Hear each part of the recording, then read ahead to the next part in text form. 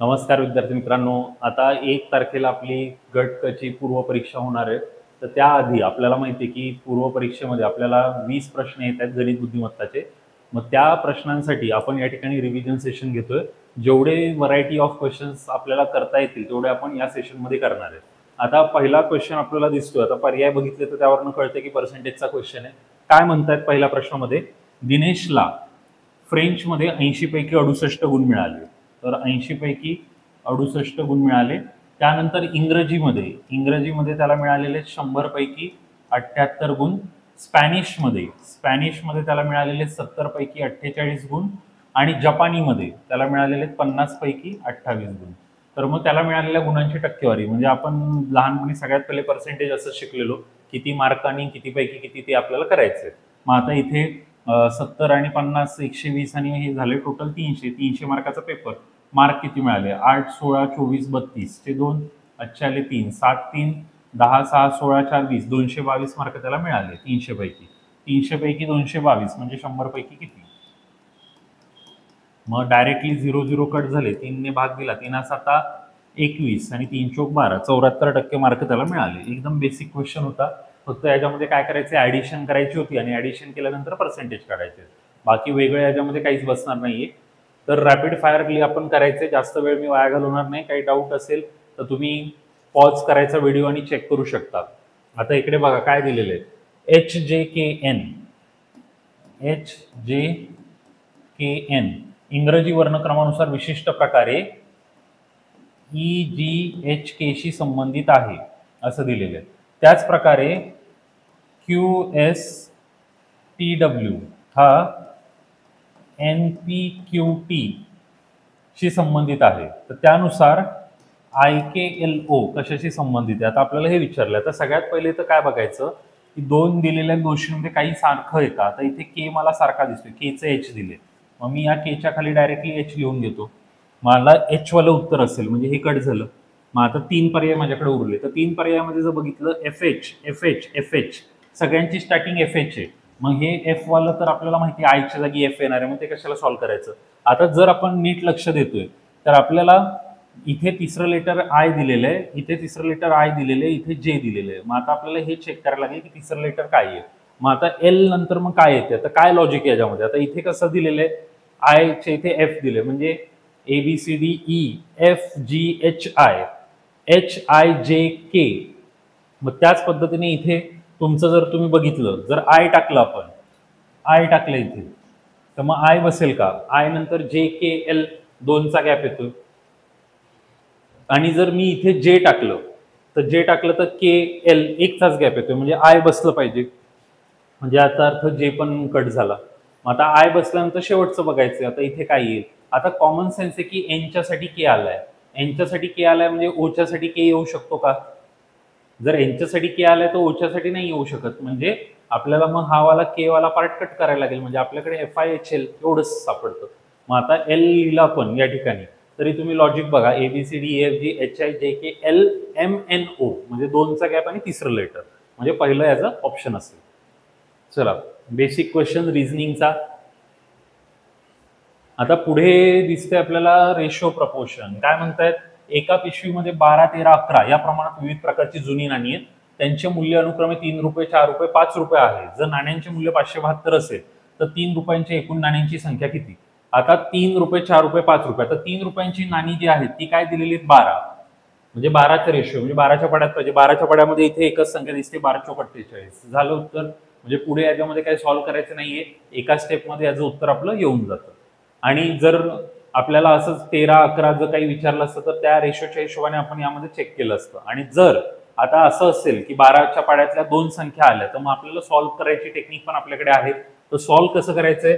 तर पहिले 12x नाणी, नंतर 13x आणि नंतर 11x आणि इथे दिलेले 3 रुपये 4 रुपये आणि 5 रुपये. मग याला आले 3 ने मल्टिप्लाय, याला 4 ने आणि याला 5 ने. 12 त्रिक 36, 13 चौक 52, 11 पाची 55. मग या सगळ्यांची आपल्याला बेरीज करायची आणि या सगळ्यांचं मूल्य त्यांनी दिलेले 572. मग या सगळ्यांची बेरीज आपल्याला करावी लागेल. मग आता 36 52 आणि 55. आता इथे 50 आणि 50 100 झाले. 100 130 झाले. 130 136 137 38. 138 मध्ये हे 5 मिळवले 143. आणि मग इथे 572 आले. मग आता 143 ने याला भाग लावावा लागेल. 14×56 भाग लागतो म्हणजे 4चा भाग लागला. म्हणजे x ची व्हॅल्यू काय आली 4. मग x ची व्हॅल्यू 4 आली म्हणजे 12x किती आहे? मग तेच आलं x च्या जागी 4 टाकल्यावर 48. मग रिअल एक्झाम मध्ये एवढा टाइमपास न करता डायरेक्ट आपल्याला उत्तर सॉल्व्ह करायचंय, म्हणजे हा वेळ आपला वाचेल. आता इथे एकच पर्याय होता डायरेक्ट उत्तर, त्यामुळे आपलं येऊन गेलं. बघून घ्या काही डाऊट असेल त्याच्यामध्ये. तर रेशिओ प्रपोर्शनशी रिलेटेड आहे. 3, 4 आणि 5 ने आपण याला गुणलं, कारण 12 नाणी 3ची, 13 4ची आणि 11 5ची, आणि त्याचं टोटल आलेलं 572 रुपये. चला आता नेक्स्ट क्वेश्चन. आता काय दिसतंय? सरासरी दिसतंय. काय म्हणतात? एका बॉक्समध्ये ठेवलेल्या 95 नोटबुकचे सरासरी वजन 9.5 आहे. बॉक्समध्ये एक नोटबुक जोडली तर सरासरी वजन 9.6 झाले. तर नवीन नोटबुकचे वजन शोधा. 9.5चं 9.6 झाले म्हणजे काय झाले? 0.1 ने वाढले. आता 95 नोटबुक आधी होत्या आणि आता एक नोटबुक वाढली म्हणजे 96 नोटबुकमध्ये 0.1 ची वाढ झाली. म्हणजे हे काय होईल? 9.6. मग आधी काय होतं? 9.5. मग याची बेरीज केली 6 5 11 आणि हे किती आलं? 19.1. इथे दिसते उत्तर पर्याय क्रमांक 1. जास्त एक्स्ट्रा काहीच करायची गरज नाही, डायरेक्ट उत्तर आलं. कितीची इन्क्रीमेंट झाली? 0.1 ची इन्क्रीमेंट. आता याला अशा पद्धतीने नसेल समजत तर दुसऱ्या पद्धतीने पण मी तुम्हाला लिहून दाखवतो. आपल्याकडे पहिले 95 नोटबुक्स होते आणि त्याची सरासरी होती 9.5. आता एक नोटबुक वाढलं आणि झाले 96 आणि सरासरी तुमची 9.5 वरनं 9.6 झाली. 9.5 वरनं 9.6 झाली म्हणजे कितीची इन्क्रीमेंट? 0.1. सरासरीमध्ये झाली 0.1 ची वाढ. आता ही 0.1 ची वाढ कोणामध्ये झाली? 96 जणांमध्ये झाली. मग 0.1 ची वाढ 96 जणांमध्ये म्हणजे टोटल वाढ किती झाली? 9.6. मग आधी त्याचं उत्तर 9.5 होतं आणि आता वाढ झालेली 9.6. म्हणून मग हे उत्तराला 5 6 11 9 18 आणि 1 19 19.1 इथे दिसतं आपल्याला. आणि एकदम कॉमन सेन्सचा जरी विचार केला, 9.5 होतं 9.6 होतं तर 0.1 ची वाढ झालेली आहे. 0.1. मग 0.1 इथे जरी आपण बघितलं तरी सिम्पली 5 6 11 1 नेच लास्ट होणारा फक्त एकच पर्याय आहे, बाकी पर्यायामध्ये कुठे दिलेलं नाहीये.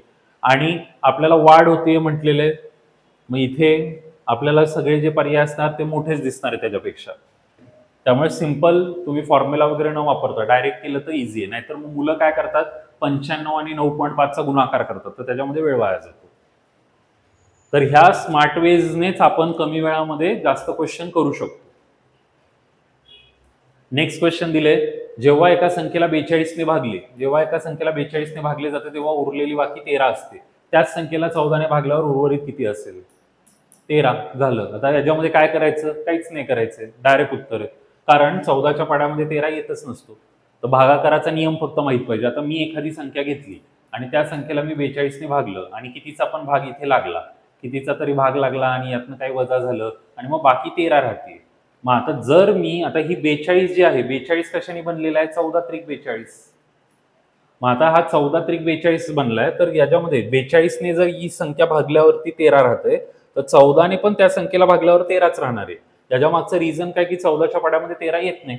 13 बाकी राहिल्यावरती परत भाग लागेल 14 0 14चाच. त्यामुळे अशा प्रश्नांमध्ये फक्त एक कॉमन सेन्सचा यूज करायचा आहे, सोल्युशनच्या मागे जायची गरजच नाही आपल्याला. आता काय इथे परत रेशो प्रपोर्शन काय म्हणताय? बिनाय केरो यांनी 1000 किलोमीटर अंतर कापण्यासाठी घेतलेल्या वेळेचे गुणोत्तर 15-16 आहे. तर गतीचे गुणोत्तर शोधा. 16-15. काहीच करायचं नाही, कारण वेळेचं गुणोत्तर आणि गतीचं गुणोत्तर हे एकमेकांच्या ऑपोजिट असतं. तर हे 1000 वगैरे दिल्यानंतर मुलांना वाटतं की काहीतरी सॉल्व्ह करायचं. काहीच सॉल्व्ह करायचं नाहीये, कारण वेळेचं गुणोत्तर 15-16 आहे तर गतीचं गुणोत्तर 16-15 आहे. आपल्याला माहितीये की एक सिंपल गोष्ट आहे, वेळ आणि वेग जर यांचं आपण रिलेशन बघितलं आता, किंवा आपण असं उलट लिहू, वेग आणि वेळ. आता एखादी गाडीचा स्पीड आहे 3 आणि एखाद्या गाडीचा स्पीड आहे 4. तर वेळ जर घेतला तर वेळ 4 आणि 3 असतो, कारण 3च्या वेगाने जाणारी गाडी 4 वेळ घेईल आणि 4च्या वेगाने जाणारी गाडी 3 वेळ घेईल, कारण हे एकमेकांच्या ऑपोजिट असतं. जेवढी फास्ट गाडी तेवढी ती काय होईल? लवकर पोहोचेल, म्हणजे टाइम तिचा कमी होईल. आणि जेवढी स्लो गाडी तिला जास्त वेळ लागेल. मग तीच कन्सेप्ट होती. वेळ जर 15-16 आहे तर वेग त्याच्या उलटा 16-15. तर हे सॉल्व्ह करायचा काही संबंध नाहीये. मग आपल्याला 20 क्वेश्चन येणार आहेत परीक्षेमध्ये गट क मध्ये, आणि या 20 क्वेश्चन्स मध्ये जसं मी नेहमी सांगतो तुम्हाला, 8 8 4चा जर आपण हिशोब दिला तर हे इझी प्रश्न आहेत. यामध्ये काही सोल्युशन नाहीये, डायरेक्ट पटापट करायचे. याच्यामध्ये थोडंफार तुम्हाला ऑप्शन आणि सॉल्व्ह करावं लागेल आणि हे लेंदी क्वेश्चन असतील. याच्यामधला एखाद दोन बनला तरी चालेल. म्हणजे आपल्याला फायनली 20 पैकी 15 पर्यंत 16 पर्यंत आपल्याला जायचं, हे लक्षात घ्या. 20 पैकी 20 टाइम लिमिटमुळे कधी कधी आपल्याला जायला एवढं जमणार नाही, पण 15-16 पर्यंत जाता आलं पाहिजे. आणि मुलं जात आहेत, फक्त त्याला अट काय की लेक्चर माझं केलेलं असेल तर, नाहीतर नाही जाऊ शकत. आता पुढे काय आपल्याला या ठिकाणी दिलेले प्रश्नचिन्हाच्या जागी काय यावे दिलेल्या मालिकेत. आता 21, 60, 177 म्हणजे इन्क्रीजिंग आहे. मग इन्क्रीजिंग म्हणजे आता त्यामध्ये काय होतंय ते आपल्याला बघायचं. 21 चं 60 झाले, 21 चा पाडा 21 त्रिक 63 पण 3 कमी आहे. 60 चा पाडा 6 त्रिक 18 पण 3 कमी आहे. झालं, सिंपल, संपलं. गुणिले 3 आणि वजा 3. मग आता गुणिले 3 वजा 3, मग याला आपल्याला गुणिले 3 करावं लागेल. 1581 चे तिप्पट करायला लागेल. 3 एके 3, 3 8 24, 3 5 15, 2 17, 3 एके 3 आणि 4, यातनं 3 वजा केले. काय आलं उत्तर? 4740. 4740 पहिला पर्याय झालं उत्तर. काय करायचं होतं? ट्रिपल करून 3 मायनस करायची होती. 21 त्रिक 63, 63 मधनं 3 वजा केले, उत्तर आलं 60. एवढं सोपं गणित येतं का? हो, कारण परीक्षा एवढी सोपी आहे. गट क अ नाहीये. जशी परीक्षा असेल त्या पद्धतीचा प्रश्न असेल आणि सगळे प्रश्न असे येणार नाहीये, साहजिकच आहे. ऑलरेडी म्हणून सांगितलं की 20 पैकी 7-8 प्रश्न असे असणार. मग हे प्रश्न जर आपले पटापट झाले तर तो वाचलेला वेळ आपल्याला बाकी प्रश्नांसाठी देता येतो. तुमचा माइंडसेट जेवढा तुम्ही पॉझिटिव्ह ठेवाल तेवढे प्रश्न तुम्हाला सोपे दिसतील. नाहीतर परीक्षेत गेल्यानंतर मुलाला हे पण अवघड दिसतं की 21-60 मग काय झालं. मग त्यासाठी पाडा आला पाहिजे 21 त्रिक 63चा. कारण कॉमन सेन्स कसा बघायचा आहे की 21 ला तुम्ही 20 बघा, 20चं डबल 40 आणि त्याचं ट्रिपल 60, म्हणजे ट्रिपलचं रिलेशन किती पट होतंय. त्यानंतर 60च्या पुढे हे 180 राऊंड फिगर मध्ये बघायचं. 18 त्रिक 54 म्हणजे ट्रिपलच्या आसपास. 5 त्रिक 15 म्हणजे 500चं ट्रिपल 15 असतं, 1500. नंबर सिरीज मध्ये राऊंड फिगर मध्ये बघून त्यांच्यातला एक संबंध शोधायचा. संबंध भेटला की मग काय जास्त करायची गरज नाही. पुढे काय म्हणतायत? 9 मार्च 2007 हा शुक्रवार आहे, तर 13 मार्चला कुठला दिवस असेल? आता 13 मार्च 2012चं विचारतात ते. म्हणजे आपल्याला आता काय करायचंय? 7 पासून 8 ला जायचे, 8 पासून 9 ला, 10 ला आणि 11 ला आणि 12 ला. तुम्हाला डायरेक्ट जायचंय किंवा असं पण जाऊ शकतं. आता 7 ते 8 आपण 7 ते 8 गेलो, 1 ने वाढणार, 8 ते. आता इथे जरा थोडीशी एक घोळ होऊ शकतो, लीप इयर वाली कन्सेप्ट. आता 7 ते 8 मध्ये जाताना 1 ने जाणार का 2 ने जाणार? तर 7 ते 8 मध्ये जाताना तुम्हाला 2 घ्यावं लागेल, कारण फेब्रुवारी याच्यामध्ये इन्क्लूड होतोय 7 ते 8 मध्ये. कारण मला माहितीये की याच ठिकाणी मुलांना कन्फ्युजन होतं, कारण त्यांना असं वाटतं शिकवलेलं आहे 4 ने भाग गेला म्हणजे लीप इयर. तसं नसतं काहीच. इथे आता 9 मार्च 2007 पासून तुम्ही 9 मार्च 2008 ला जाणार. तर 7 ते 8 मध्ये जाताना ऑलरेडी याच्यामध्ये लीप इयर इन्क्लूड झालं, कारण 28 फेब्रुवारीच्या ऐवजी 29 फेब्रुवारी इथे येणार आहे. तर ते लीप इयरचा जे एक दिवस वाढतो तो त्या 29 फेब्रुवारीमुळे. त्यामुळे आपल्याला असं लिहावं लागेल की 7 ते 8, 9, 10, 11 आणि 12. तर 7 ते 8 मध्ये जाताना माझे 2 वाढणार. 8 ते 9 मध्ये 1, 9 ते 10 मध्ये 1, 10 ते 11 मध्ये 1 आणि 11 ते 12 मध्ये 2. म्हणजे इथे तो मुलगा चुकला. त्यांना वाटते की 12 अजून झाला नाही, मग ते काय करतात इथे 1 घेतात, त्यामुळे त्यांचं उत्तर चुकतंय. 2, 3, 4, 5, 6, 7. 7 म्हणजे तोच दिवस परत. म्हणजे जर आपण 13 मार्चच्या ऐवजी 9 मार्चला गेलो, 9 मार्च 2012 ला गेलो, तर परत काय येणार आहे? शुक्रवारच येणार आहे, तोच दिवस येणार आहे. पण आपल्याला 13 ला जायचंय. 10, 11, 12, 13 4 दिवस पुढे जायचे. मग शुक्रवारच्या पुढे 4 दिवस गेलं, शनिवार, रविवार, सोमवार, मंगळवार. हे आलं उत्तर मंगळवार.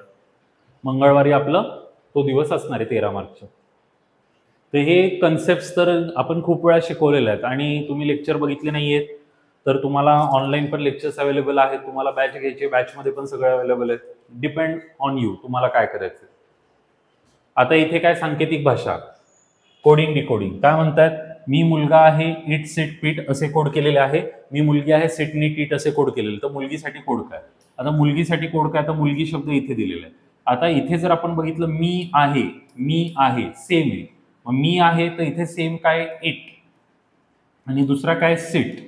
संपलं. मुलगीसाठी कोड आहे नीट आणि मुलगासाठी कोड आहे पीट. म्हणजे मुलगीसाठी कोड काय येणार आहे तुमचा? नीट. सिंपल. आणि आता पर्याय जर तुम्ही बघितले तर पर्याय बघून घाबरू नका. बघा आता की आपण म्हणतो की AI आलाय आजकाल. तर AI आलाय, पण त्या AI ला माहित नसतं की हे कोडिंग डिकोडिंग आहे. तो काय करतोय? इटला लिहितोय ते, पीटला लिहितोय खड्डा. तो ट्रान्सलेट करतोय. ट्रान्सलेट नाही करायचंय ना, त्यामुळे माणूस शेवटी माणूसच आहे, कोणी या काही रिप्लेस नाही करू शकत त्याला. सीट म्हणजे बसणे. आता त्यांनी ट्रान्सलेट करून दिलं, इथे काय संबंध आहे का ट्रान्सलेशनचा? म्हणजे मी तुम्हाला ते निदर्शनास आणून दिलं, कारण सीट सीट पीठ पीठ ईट ईट असंच येईल ना, ते जसं नीट नीट लिहिले. आता इथे बघा, सीट म्हणजे बसणे, पीठ म्हणजे खड्डा, ट्रान्सलेशन दिले. बघा आता पुढे काय म्हणतायत, समीकरण अदलाबदल. चला हे तर सोपं असतं. प्लस आणि मायनसला अदलाबदल झाली की काय करायचं, गुणिले आणि भागिलेची अदलाबदल झाली, प्लस आणि मायनसची. आता इथे लिहिलं 80, प्लसच्या जागी लिहिलं मायनस, आणि इथे गुणिलेच्या जागी आलं भागिले, आणि भागिलेच्या जागी आलं गुणिले, आणि मायनसच्या जागी आलं प्लस. आता हे आपल्याला सॉल्व्ह करायचं आहे. बॉडमास रूल नुसार सगळ्यात पहिले आपल्याला भागाकार करायचा आहे.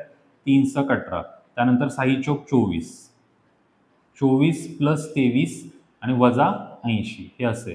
आता 24 मधनं 23 गेले 1, मग 80 मधनं 1 गेला 79, इथे 80, 3 × 18, इथे तर काय 79 दिलं नाही, एकदा परत बघतो मी. 3 × 18 ते 6 झाले, प्लसच्या जागी मायनस केलं, गुणिलेच्या जागी भागिले केलं, भागिलेच्या जागी गुणिले केलं, आणि वजाच्या ऐवजी अधिक केलं. तर नियमानुसार पहिले भागाकार सोडवला. 3 × 18 म्हणजे हे 3 × 18 झाले. वाटलं तर स्टेपमध्ये लिहून घेऊ, काही कन्फ्युजन नको. 80 वजा 6 गुणिले 4 आणि 23. नियमानुसार मग काय करावं लागेल, परत आता आपल्याला गुणाकार करावा लागेल. मग 80 आणि 6 चोक काय येईल 24 आणि प्लस 23. आता बॉडमास रूलच्या हिशोबाने आपण ऍडिशन पहिले करतो, सबट्रॅक्शन नंतर, तर त्यांनी काय एवढा फरक पडत नाही, काय कुठलंही काही केलं तरी चालतं. आता मग 80 मधनं जर 24 वजा केले, 80 मधनं 20 गेले 60 आणि 4 गेले 56 येते, आणि 56 मध्ये जर 23 मिळवले,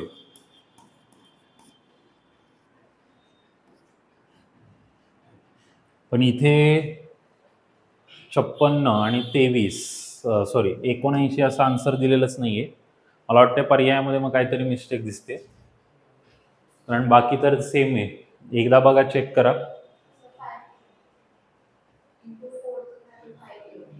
इंटू 4च आहे ना, वरती 5 आहे का? हां हां, इथे 5 आहे ना. चला, क्वेश्चन मध्ये इथे 5 आहे, मी 4 घेतला होता. ठीक आहे, चला करून बघू. 80 प्लस 18, इथे साइन चेंज होईल. 80 मायनस 18 डिवायडेड बाय 3. इथे 5च्या ऐवजी मी 4 लिहिला होता. इंटू 5 आहे आणि प्लस 23. हां, मग आता इथे काय येईल, पहिले 3 × 18 6 आले, आता 6 × 5 30 होईल. मग 80 वजा 30 आणि 23, मग 50, आणि 50 आणि मग हे 23 73. 50 आणि 23 73 म्हणजे हे आहे आन्सर. इथे 4 घेतलं होतं मी, त्यामुळे 4 घेतल्यावरती 79 उत्तर येत होतं. 5 आहे. चला आता पुढे नेक्स्ट काय म्हटले, 5 पैकी एक विशिष्ट प्रकारे समान नाहीयेत आणि एक गट तयार करतात, तर त्या गटाशी संबंधित नाहीये. एकसारखे समान समतुल्य संबंधित भिन्न. तर आता याच्यामध्ये वेगळा कुठला आहे, तर भिन्न हा शब्द वेगळा आहे, कारण एकसारखे समान समतुल्य संबंधित हे चारही शब्द एकमेकांशी रिलेटेड आहेत. आता बघा, टाईप करताना 4 चौघांना एकत्र केले, त्या एकट्याला खाली टाकले. भिन्न, भिन्न म्हणजे वेगळा, त्यामुळे तो वेगळा आहे. आपल्याला असा गट बघायचा होता आणि 5 पैकी एक वेगळा आहे, मग भिन्न हा वेगळा आहे, त्यामुळे त्याला आपण साईडला केलेलं आहे. आता इथे काय म्हटलेलं आहे, CKIK या अक्षरांनी किती अर्थपूर्ण इंग्रजी शब्द तयार होऊ शकतात. CKIK. आता CKIK ने पहिला तर एकच शब्द लक्षात येतो, किक. बाकी अजून इंग्लिशमध्ये काय दिसतं, दुसरा तर काही शब्द दिसत नाही. आता अशा प्रश्नांमध्ये ना वेळ कधी कधी जातो, कारण आपल्याला ट्राय अँड एरर करायला लागतं. पण आता याच्यामध्ये C ने काही तयार होत नाहीये, I ने काही तयार होत नाहीये, तरी बरं आहे की 4च अंक इथे अल्फाबेट दिलेत. 5-6 अल्फाबेट दिले असेल तर अजून खूप वेळ वाया जाईल आपला. पण सगळ्यात पहिले जो शब्द डोक्यात येतो तो म्हणजे किक, KICK. बाकी तर काही दुसऱ्या याच्यामध्ये तयार होताना दिसत नाहीये. चला नेक्स्ट काय म्हणतायत, आता परत समीकरणाचंच दिलेलं आहे. 84H42. आता H म्हणजे भागाकार, 84H42. A म्हणजे ऍडिशन, A 63. L म्हणजे गुणिले, गुणिले 46. B म्हणजे वजा 23. तर असं आपल्याला दिलेलं आहे. एकदा परत सगळं बघून घ्यायला लागेल, चुकीचा एखादा अक्षर लिहिलं तर चेंज होईल. 84 भागिले 42. A म्हणजे ऍडिशन 63, L म्हणजे गुणिले 46 आणि बी म्हणजे -23. मग आता याच्यामध्ये सगळ्यात पहिले भागाकार 42 दुने हा होईल. त्यानंतर आता 42 दुने 84. आता यांचा काय करावं लागेल, गुणाकार करावा लागेल कारण नियमानुसार, आणि नंतर मग वजाबाकी. मग आता जर इथे काही डोकं वापरून करायचं झालं तर जसं येईल का, जर एक ट्राय मारू आपण. 6 × 18 म्हणजे 8 येईल, आणि 8 मध्ये 2 मिळाले तर 10 येईल, आणि 10तनं 3 गेला तर 7 येईल. म्हणजे हे उत्तर आहे. म्हणजे गुणाकार न करता आपण डायरेक्टली जाऊ शकतो. म्हणजे आपल्याला बघावं लागतं तसं, कधी कधी होऊन जातं. आता 3 आणि 6, 3 × 18 म्हणजे 8 आले, 8 आणि 2 किती झाले 10 म्हणजे 0 आला, आणि 10तनं हा 3 जर वजा केला तर शेवटी 7 आलं पाहिजे, म्हणजे 7 याच्यामध्ये येते, म्हणजे हे उत्तर आहे. मग हे असं स्मार्टली आपल्याला करावं लागतं. जर आपण साईडला इथे करून बघू 63 × 46. आता 46चा पाडा तर कोणालाच येणार नाही, सॉल्व्हच करावं लागेल. 6 × 18 6 6 36 1 37 4 3 12 4 6 24 आणि 1 25 8 9 8 2. तर हे 2 8 9 8 आले, याच्यामध्ये 2 मिळवले तर हे 0 1 0 1. मग हे 2900 होऊन जाईल, आणि मग त्याच्यामधनं तुम्हाला काय वजा करायचे, 23 वजा करायचे. मग 10तनं 3 गेले 7, मग 9तनं 2 गेले 7. तेच उत्तर येणार आहे आपलं फायनली. तर याला आपण युनिट डिजिट मेथड म्हणतो, म्हणजे लास्ट डिजिटने आपण फक्त चेक करतो आणि मग आपला आन्सर येऊन जातं. म्हणजे ज्या ज्या क्वेश्चन्समध्ये असं बसेल, आता इथे तर त्यांनी सॉल्व्ह करून दिले, 2877 पूर्ण दाखवलेले आपल्याला. ज्या गणितात मध्ये बसते तिथे आपण हे वापरू शकतो. आता ह्या टाईपच्या क्वेश्चनमध्ये खूप लोकांना कधी कधी कन्फ्युजन येतं की असं आम्हाला जमत नाही. याच्यामध्ये सगळ्यात पहिली ट्रिक काय की किती कॅरेक्टर आहेत ते काउंट करणं. मग आता इथे किती येते, 1 2 3 4 5 6 7 8 9 10 11 12 13 14 15 16 17 18 19 20 20. तर 20 म्हणजे त्याचे 5 5 चे 4 सेट किंवा 4 4 चे 5 सेट. पहिले आपल्याला कॅरेक्टर काउंट करायचे आणि त्यांचे सेट बनवायचे. मग माझ्याकडे 20 आले तर 20चे मी 5 5 चे 4 सेट बनवले. मग आता 5 5 चे 4 सेट जर बनवले तर त्यामध्ये लाईन मारून घ्यायची. आता 1 2 3 4 5, मग इथे लाईन मारली, 1 2 3 4 5 लाईन मारली, 1 2 3 4 आणि 5. तर आता आपल्याला एक फॉर्मॅट मिळतोय. तर दुसरा अंक आपला काय, बी आहे. इथे दुसरं अक्षर बी आहे, ए बी. तिसरं अक्षर काय, ए असं आहे, ए बी ए. आणि मग तुम्हाला चौथं अक्षर बी मिळालं असेल, मग झालं A B A B C, A B A B C, A B A B C, A B A B C. मग हे याच्यामध्ये लागतंय. मग आता ह्याला जे पण मी लिहिलेले ते सगळं बघितलं तर आपला आन्सर येईल B B A C B A B, B B A C B A B, B B A C B A B, option 4. जर 5चा सेट नसता बसला तर 4चा बघावा लागला असता. 20 असेल तर 4 किंवा 5चा सेट बसतो, 15 असेल तर 3 किंवा 5चा सेट बसतो, 16 असेल तर 4 4चा सेट बसतो. म्हणजे असेच सेट असतात आणि त्यानुसारच आपल्याला हे करायचं. नेक्स्ट क्वेश्चन फेमस आपला विधाने अनुमानेवाला. इथे इंग्लिशमध्ये दिले, मराठीमध्ये पण असेल, मराठीमध्ये. आता यामध्ये काय म्हटलेले, काही हँडल बार आहेत, काही हँडल बार आहेत. मग काही भाग आपल्याला असं करायचं, काही हँडल बार आहेत, सर्व बार रॉड आहेत, सर्व बार रॉड आहेत. मग सर्व बार रॉड आहेत म्हटलं तर हा हँडलचा काही पार्ट त्याच्यामध्ये आला. मग आता आपल्याला काय म्हटले, कोणताही रॉड स्टिक नाही, तर मग स्टिक इथे टाकलं, रॉडच्या मध्ये नाहीये. मग आता काही हँडल रॉड आहेत, तर काही हँडल रॉड आहेत हे या पोर्शननी कळतं आपल्याला. कोणताही रॉड स्टिक नाही, त्यांनी ऑलरेडी इथे लिहूनच दिले कुठलाही रॉड स्टिक नाही. म्हणजे दोन्ही कन्क्लुजन इथे फॉलो होतात, बोथ कन्क्लुजन फॉलोज. चला, काय सरळ व्याज. एका विशिष्ट रकमेवर 5 वर्षात 13% दराने 2275 रुपये सरळ व्याज आहे. तर मुद्दल शोधा. 5 वर्षात 13% 2275, मग 5 13 म्हणजे 65, म्हणजे 65% जर 2275 आहे तर 100% किती, हे आपल्याला सॉल्व्ह करायचं. 5 ने भाग द्या, तुमच्यावर आहे तुम्हाला कसं करायचं. 5 ने भाग दिला तर इथे येईल 20चा, 13 5 65चा 13 ने भाग जाईल. इथे जर भाग दिला तर 13 1 13, 13 7 91, 13 5 65. मग 175चं डबल करायचे, 0 जसा जसा, बे 5 10, बे 7 14, 5 1 बे 1 बे 3, म्हणजे 3500 3500. मग हे आपलं उत्तर येऊन जाईल. कारण 13% दर आहे, 5 वर्षात होईल 65%. 65% एवढे आहेत तर 100% किती. मग आपल्याला त्यावरनं डायरेक्ट उत्तर येतं 3500. काही फॉर्म्युला वगैरे काही लिहायची गरज नाही. अशाच पद्धतीने तुम्हाला करायचे परीक्षेमध्ये, तेव्हा मग तुमचे कमी वेळामध्ये जास्त प्रश्न होणार आहेत. चला, आता हे काय फेमस क्वेश्चन आपला लसावीवाला. 4 घंटा 6 8 9 आणि 10 सेकंदच्या अंतराने वाजतात. तर सर्व घंटा एकाच वेळी वाजल्या असतील तर किती मिनिटांनी त्या पुन्हा एकत्र वाजतील. 6 8 9 आणि 10. 6, 8, 9, 10 सेकंद. मग आता आपल्याला याच्यामध्ये कॉमन, सगळ्यांमध्ये कॉमन तर काही दिसत नाही, 2ने आपल्याला भाग द्यावा लागेल. बेत्रिक 6, बेचोक 8 आणि बेपंचे 10. 9 जसा जसा खाली घेतला, पुढे 3ने भाग दिला, 3 एके 3, 4 जसा जसा, 3 त्रिक 9, 5 जसा जसे. आता पुढे कॉमन कोणाच्यातच काही दिसत नाहीये इथे. मग इथे आता आपण काय करू शकतो, डायरेक्टली 5 त्रिक 15, 15 चोक 60, साइन त्रिक 18, 18 दुने 36, 360 सेकंद. 360 सेकंद म्हणजे 6 मिनिट उत्तर येतं आपलं. 6 मिनिट उत्तर इथे दिलेले. 6 मिनिटानंतर पुन्हा ते एकत्र वाचतील. लसावीचा क्वेश्चन आहे LCM. तर डायरेक्ट आपण असं करू शकतो. आता काय, एक्सचे 45% वायच्या 15%च्या बरोबर असेल. एक्सचे 45% वायच्या 15%च्या बरोबर असेल तर एक्स वायचे मूल्य काय? 3 एकास 3. हे दोन पर्यायामध्ये मुलं कन्फ्यूज होतात. हे दोन कट झाले. कसं काय, 45 आणि 15 मध्ये 3 1 येतं. मग जर इथे 3 1 येतं तर उत्तर 1 3 आलं पाहिजे. कसं असतं हे, एक्सचे 45% हे वायच्या 15%च्या बरोबर आहे. हे असं दिलेले 100 कट. 15 एके 15, 15 त्रिक 45. एक्स जसा जसा वाय त्याच्या छेदात 1च्या खाली गेले 3, म्हणजे हे झालं उत्तर. मोस्ट ऑफ द मुलं हे लिहितात, ते चुकलं. एकास 3. मग हा झाला रेशो आपला 15 आणि 45चा. चला आता इथे काय आपल्याला सॉल्व करायचं आहे. आता हे 289 डिवायडेड बाय 68. चला हे इथल्या इथे सॉल्व करून घेऊ, कारण हा कंस पहिले आपल्याला सॉल्व करायला लागेल. छोटा कंस आपल्याला पहिले सॉल्व करावा लागतो.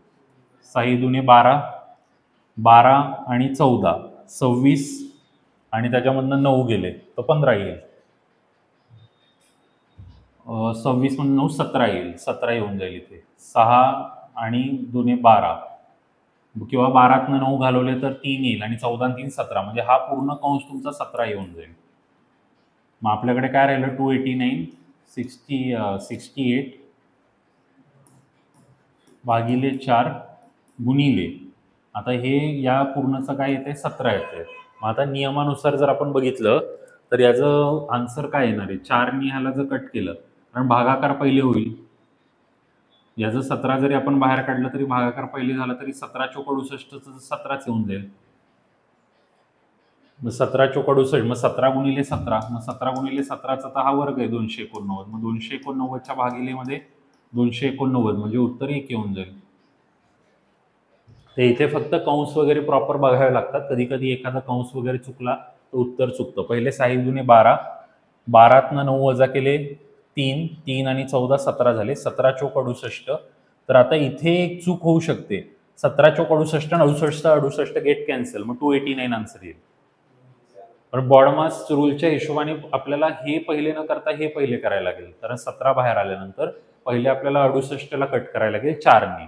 मग ते 17 येईल, आणि 17 गुणिले 17 289, आणि त्यानुसार उत्तर 1 येईल. म्हणजे असं छोटं छोटं कन्फ्युजन होतं. आणि एक्झाममध्ये आपल्याला कमी टाईममध्ये करायचं तर तिथे जास्त करून होण्याचे चान्सेस उलट वाढतात. म्हणून मॉक टेस्ट खूप गरजेचे आहेत. आता शेवटच्या 3 दिवसात तुम्हाला मॉक टेस्ट द्यायला मी सांगणार नाही, कारण ते तर खूप आधी सांगितलेले. ज्यांनी दिलं असेल त्यांना फायदा होईल, ज्यांनी नाही दिले त्यांनी पुढच्या वर्षी परत बॅचला यावं लागेल. आता काय दुसरा काय मार्गच नाही, कारण तुम्ही ऐकत नाहीये म्हटल्यावरती परत परत करावं लागेल. एकदाच ऐकलं, एकदाच सिलेक्ट झालं, टेन्शन संपलं कायम स्वरूपाचं. चला आता काय पर्सेंटेज देत आहेत. एक घड्याळ 6000 रुपयाला खरेदी करून 500-500ला विकलं तर तोटा किती? 500 रुपयाचा तोटा. कितीवर? 6000 वर. एकदम बेसिक क्वेश्चन. तर 100 वर किती? तर 2 शून्य इथे कट केले, 1 शून्य इथे, 6 8 48, म्हणजे 8.33. 8.33 उत्तर येईल याचं. 6 8 48, 20 राहतील, 20 राहिले तर साइन त्रिक 18, साइन त्रिक 18, 8.33. चला आता पुढे काय म्हटलेले, दोन संख्या 3 5च्या गुणोत्तरात आहेत, प्रत्येकामधनं 9 वजा केल्यास नवीन संख्या 12 23च्या प्रमाणात आहे, तर लहान संख्या कोणती? आता इथे सगळ्यात इम्पॉर्टंट काय विचारले, लहान. तर लहान संख्या काय? आता इकडे जर नीट लक्ष दिलं आपण तर लहान संख्या आपली 3च्या पाड्यात पाहिजे आणि लहान संख्या 12च्या पाड्यात पाहिजे. ह्या दोन गोष्टी आपल्याला माहिती आहेत. तर 3च्या पाड्यात इथे काय काय दिसते? तर 3च्या पाड्यात दिसते 36 आणि 33, म्हणजे ह्या दोघांपैकी कुठलं तरी आपलं उत्तर असेल. पण आता त्यांनी म्हटले लहान संख्या 12च्या पाड्यात असते. आता मुलगा कसा चुकला? त्यांनी हे उत्तर लिहिले. चुकलं का? कारण 9 वजा केल्यावरती ते 12च्या पाड्यात जाणार आहे, डायरेक्ट नाही जाणार आहे, 9 वजा केल्यावर. मग आता मी जर 36 मधनं 9 वजा केलं आणि 33 मधनं 9 वजा केलं, 36 मधनं 9 वजा केल्यावर 27 येतं आणि 33 मधनं 9 वजा केल्यावर 24 येतं. हे आहे 12च्या पाड्यात, म्हणजे हे झालं उत्तर. त्यामुळे घाई गडबडमध्ये मला ट्रिक येते, मी एकदम भारी करतो, काही नसतं असलं. 12च्या पाड्यात 36 आहे, हे उत्तर आहे. 4 पैकी चला उत्तर सेकंड मारून टाका, असं नसतं. त्याच्यामध्ये डोकं पण वापरावं लागतं की त्यांनी लिहिलं काय. 9 वजा केल्यास 12च्या पाड्यात जाईल, आपोआप 12च्या पाड्यात नाही जाणार आहे. म्हणजे सुरुवातीला ती 12च्या पाड्यात नाही, सुरुवातीला ती 3च्या पाड्यात आहे आणि 9 मायनस झाल्यानंतर ती 12च्या पाड्यात जाणार आहे. तर कॉन्फिडन्स आणि ओव्हर कॉन्फिडन्समध्ये ती छोटीशी एक रेष आहे, ती क्रॉस केली की मग ह्या अशा गोष्टी घडणार आहेत. पण तेच आहे की आपल्याला एकदम पण घाबरत घाबरत पेपर द्यायचा नाही. कारण काय, घाबरत घाबरत पेपर दिला, सेंटरच्या बाहेर आलं, किती अटेम्प्ट केले, 52, ऑलरेडी फेल आहे. आन्सर की बघायचीच गरज नाही. कट ऑफ आपण म्हणतोय 62 आहे, 52 करून आलाय कसं काय. त्यामुळे इथे कसे, आणि काही जण मग बाहेर येतात 100 केले, मग 100 केले तर काय 60 रॉंग, निगेटिव्ह मार्किंग. त्यामुळे आपल्याला बॅलन्स अप्रोच ठेवायचा आहे. मी नेहमी एकच गोष्ट तुम्हाला काय सांगितलेलं आहे की आपला पेपर आहे इझी, मॉडरेट, डिफिकल्ट, हे लक्षातच ठेवा की 40% प्रश्न इझी, 40% प्रश्न मॉडरेट आणि 20% प्रश्न डिफिकल्ट. तर हे 20% आपण विसरून जा, म्हणजे आपल्याकडे राहिले 80 प्रश्न, 75 ते 80चा अटेम्प्ट आपला पाहिजे. या अटेम्प्टमध्ये आपण क्लिअर होतो. आणि जर इझी असेल खूप पेपर तर मग थोडंसं अजून 5 क्वेश्चन वाढवा, 85. पण अंधाधुंद जबरदस्ती कारण काही माहीत नसताना केलं तर चान्स नाहीये तुमचा. एखादा मुलगा असतो की म्हणजे ज्याला काहीच येत नाही, आता एखाद्याला समजा 20च क्वेश्चन येतात आणि त्यासमोर काहीच पर्याय उपलब्ध नाही, मग अशी मुलं अंधाधुंद करतात. पण आपण जर एजला पोचतोय तर मग थोड्यासाठी आपण निगेटिव्ह मार्किंगमुळे घालवू नका स्वतःला. चला आता काय म्हणतायत, 3 वर्गातील विद्यार्थी 2, 3, 4च्या गुणोत्तरात आहेत. प्रत्येक वर्गात 40 विद्यार्थ्यांचा समावेश केला तर ते गुणोत्तर 4, 5, 6 होईल. तर तिन्ही वर्गातील एकूण विद्यार्थ्यांची संख्या शोधा. आता 2, 3, 4चं 4, 5, 6 होते. मग जरा नीट डोकं आपण बघितलं तर 2चं झाले 4, 3चं झाले 5 आणि 4चं झाले 6, म्हणजे 2, 2ची वाढ झाली प्रत्येक ठिकाणी. मग ही 2ची वाढ व्हायला काय गरजेचं होतं, 40 मुळे 2ची वाढ होते. मग याचाच अर्थ 1ची व्हॅल्यू किती आहे, 20. मग 1ची व्हॅल्यू 20 आहे. आपल्याला विचारले तिन्ही वर्गातील एकूण विद्यार्थी किती. मग एकूण विद्यार्थी 2, 3, 4, 9x, 9 गुणिले 20 झालं उत्तर 180. म्हणजे इथे आपण इक्वेशन वगैरे काही न मांडता डायरेक्ट उत्तर आपण घेतलेलं. आणि याच्यामध्ये स्टार्टिंगला जर आपण अशी पण ट्रिक काय करतो, 2, 3 आणि 4 ह्याची बेरीज 9 आली म्हणजे उत्तर 9च्या पाड्यात पाहिजे. मग 9च्या पाड्यामध्ये 2 संख्या, 180, 270. मग आपण फर्स्टली 2ला एलिमिनेट करून पोचू शकतो. पण मग एकदम पूर्ण करायचं तर मग डायरेक्ट 40 वाली कन्सेप्ट यूज करायचं आणि तसं तुम्ही करू शकता. आणि बाकी अजून पण याच्यामध्ये डोकं काय वापरू शकतो मग आपण, की पहिले 2, 3, 4 म्हणजे 9 होते, मग नंतर किती झाले 4, 5 आणि 6. मग हे किती झाले 4 आणि 5, 9, 6, 15, नंतर 15 झाले. पहिले म्हणजे असं करू शकतो, पहिले 9 होते नंतर 15 झाले. पण हे 15 कधी झाले, 40 वाढल्याने, आणि प्रत्येक वर्गात 40 वाढले. मग प्रत्येक वर्गात 40 म्हणजे तिन्ही वर्गाचे मिळून किती होतील, 120. मग आपल्याला काय बघायचं की 120 जर मी 180 मध्ये 120 मिळवले तर काय होतील 300, आणि 315च्या पाड्यात आहे का, हो आहे. आणि जर मी 270 मध्ये 120 मिळवलं, 270 मध्ये मी जर 120 मिळवले तर मग हे तुमचे काय होतील 390. पण मग तसं केल्यावरती पण मग हे पण 15च्या पाड्यात येते, म्हणजे हा इथे आपण अडकतोय. त्यापेक्षा मग हे 40 वाली कन्सेप्ट आपली इझी आहे, त्याने लगेच उत्तर येईल. मग कधी कधी असं पण होतं की ते 2 ऑप्शन्स एवढे क्लोज देतात की आपल्याला ते रिपीटेडली चेक करावं लागतं की त्यातल्यापैकी कुठला आन्सर आहे का. ABCD मध्ये 5, 2, 4, 3च्या प्रमाणात रक्कम वितरित करायची आहे. जर C ला D पेक्षा 1000 रुपये जास्त वाटा मिळाला तर B चा वाटा किती.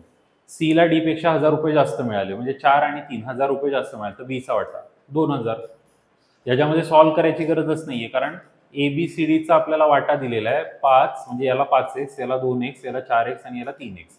आता यांच्याकडे जरा नीट लक्ष दिलं तर यांचा गॅप x आहे आणि आपल्याला हे लिहून दिलेले 1000 रुपये. C ला D पेक्षा 1000 रुपये जास्त मिळाले, म्हणजेच x ची व्हॅल्यू त्यांनी आपल्याला लिहून दिलेली 1000. मग B ला किती मिळतात, B ला मिळतात 2x, म्हणजे 2 गुणिले 1000. मग 2 गुणिले 1000चं उत्तर काय आलं 2000. त्यामुळे हे आता हा क्वेश्चन तुम्हाला भेटेल बघा 2000, मला वाटतं 2018च्या का 17च्या MPSC मध्ये आलेला क्वेश्चन. राज्यसेवेत हा क्वेश्चन आला 2.5 मार्कासाठी. तर खूप सारे असे क्वेश्चन्स असतात. काही जण काय म्हणतात की हा राज्यसेवेचा क्वेश्चन आहे, हा कंबाईनचा क्वेश्चन आहे, हा युपीएससीचा आहे. क्वेश्चन जन्माला येताना असं माथ्यावर लिहून येत नाही की मी युपीएससीला येणार आहे, मी एमपीएससीला येणार आहे. तो प्रश्न त्या परीक्षेत पडल्यावर त्याचं नामकरण होतं की युपीएससीचा प्रश्न.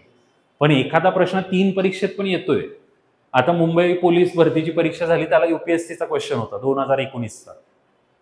मग आता त्याला माहितीये का, त्यामुळे हे असं आपल्याला भेदभाव नाही करायचा, हा याचा प्रश्न त्याचा प्रश्न. फक्त काय डिफिकल्टी लेवल थोडीफार चेंज होत राहते आणि टॉपिक्स तर तेच राहणार आहेत. फक्त तुम्ही बँकिंग एसएससी रेल्वेला जाल तर तिथे थोडेसे काही वेगळे टॉपिक असतात जे की आपण कंबाईन वगैरे मध्ये करत नाही. त्यामुळे पहिली गोष्ट आपण आपल्या बॅचमध्ये जसं करतो की स्टार्टिंगला बेसिक समजून सांगायचं, नंतर मग इझी लेवलचे क्वेश्चन, इझी लेवल मीन्स जे की गट क आणि ब मध्ये आलेले, नंतर मॉडरेटला यायचं एमपीएससी रिलेटेड, बँकिंग वगैरे रिलेटेड, आणि लास्टला युपीएससी रिलेटेड. म्हणजे सगळं आपलं पूर्ण त्यामधनं कव्हर होऊन जातं. 3 संख्यांची बेरीज 98, पहिल्या दुसऱ्याचे गुणोत्तर 2/3 आणि दुसऱ्या तिसऱ्याचे गुणोत्तर 5/60. तर दुसरी संख्या शोधा. आता आपल्याला दुसरी संख्या शोधायला सांगितली बघा, किती इझी आहे.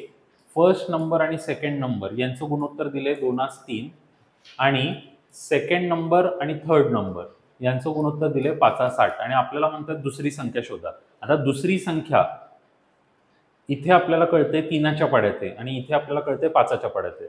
मग अशी संख्या जी 3 आणि 5 दोघांच्या पाड्यात आहे, इथे अशी एकच संख्या आहे. किंवा आपण असं जरी बघितलं 3 आणि 5च्या पाड्यात आहे, याचाच अर्थ असतो 15च्या पाड्यात, कारण 3 5 15, 15च्या पाड्यात एकच संख्या आहे 30. डायरेक्टली आपण असं उत्तर लिहू शकतो. आणि जर सॉल्व्ह करायचंय तर मग आपली कन्सेप्ट आहेच. मग आपल्याला असं करावं लागेल, first number, second number, third number, यामध्ये हे आहे 2 3 आणि हा रेशो आहे 5 8. मग याला आपल्याला सेम करावं लागेल. मग सेम करायचं असेल तर याला 5 ने गुणावं लागेल आणि याला 3 ने गुणावं लागेल. मग हे जर आपण घेतलं 2 पंचे 10, 3 5 15, 5 त्रिक 15 आणि 8 त्रिक 24. मग आपल्याला संख्या मिळाली पहिली 10x, दुसरी संख्या मिळाली 15x आणि तिसरी संख्या मिळाली 24x. आणि या तिघांची बेरीज किती? 98. 10 15 25 24 49. 49 झाली बेरीज. 49x बरोबर 98. 49 ने कट मारला, x ची व्हॅल्यू आली 2. आपल्याला विचारलेलं मधली संख्या, दुसरी संख्या आपली 15x आहे. मग 15 गुणिले 2, मग 15 गुणिले 2 उत्तर काय येईल? 30 झालं. हे आन्सर आहे आपलं. तर मग एवढा वेळ वाया घालवण्याऐवजी हे डायरेक्टली आपण बघून करू शकतो 3 5 15चं लॉजिक टाकून. यामध्ये खूप साऱ्या गोष्टी आहेत जर करायला घेतलं ना आपण, पण हे अचानक एक्झामच्या रात्री आपोआप नाही कळत, त्यासाठी आपल्याला आधीपासून तयारी करावी लागते. चला आता पुढचा क्वेश्चन काय? 84 लिटर मिश्रणात दूध पाण्याचे प्रमाण 3:4 आहे. जर 3 लिटर दूध 3 लिटर पाणी त्यामध्ये टाकल्यास दूध व पाण्याचे प्रमाण किती असेल? आता 3-4 दिले, 3-4 म्हणजे टोटल किती? 7 युनिट. मग 7 ने इकडे कट मारला, 12 7 84 म्हणजे 1 युनिट झालं 12चं.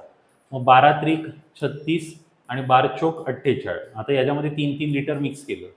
36 मध्ये 3 मिक्स केले 39, 48 मध्ये 3 मिक्स केले 51. 3 ने भाग दिला 13 त्रिक 39, 17 त्रिक 51, 13 17.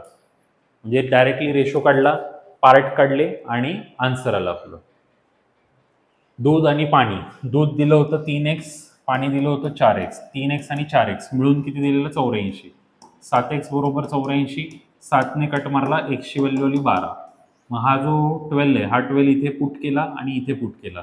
मग इथे पुट केल्यावरती हे आलं 12 त्रिक 36 आणि इथे पुट केल्यावरती आलं 12 चोक 48. मग दोघांमध्ये 3-3 आपल्याला ऍड करायचे होते आणि मग त्यावरनं आपलं डायरेक्टली उत्तर काय येतं? 39 आणि 51 म्हणजेच 13 17. याला भाग दिला तर त्यामुळे डायरेक्टली पण होऊ शकतं आणि शॉर्टकटने करायचं तर शॉर्टकटने, म्हणजे शॉर्टकट याच्यामध्ये काय वेगळा नाहीये, हेच आपण करतोय, त्यामध्ये दुसरं वेगळे करायची आवश्यकता नाही. आणि इथे जर गणिताकडे नीट बघितलं असतं तर आपल्याला 4ही पर्यायामध्ये 13 दिले, म्हणजे 13 तर फिक्स उत्तरमध्ये आहेच. आणि आता जरा नीट लक्ष दिलं आपण तर 3:4 म्हणजे पाणी जास्त आहे दुधापेक्षा. मग पर्यायामध्ये 13 पेक्षा जास्त उत्तर कुठे आहे? 17 आणि 15. हे दोन तर कट झाले, कारण 10 आणि 12 13 पेक्षा कमी आहेत. आपल्याला पाण्याचं प्रमाण तर जास्त दिले आणि दोघांमध्ये मिक्स केलेले 3-3 लिटर, म्हणजे दोघांमध्ये सेम क्वांटिटी मिक्स केलेली आहे त्यांनी 3-3 लिटरची. त्यामुळे हे तर महत्वपूर्ण आहे की 3 आणि 4 पर्याय तर जाणार आहे, म्हणजे आपल्याकडे 1 आणि 2च राहिला. 13 17 13 15. मग अजून पण मी डोकं काय वापरू शकतो की आता इथे बघितलं तर हे 12च्या पाड्यात आहे, म्हणजे एक पार्ट तुमचा 12चा येतोय त्या ठिकाणी.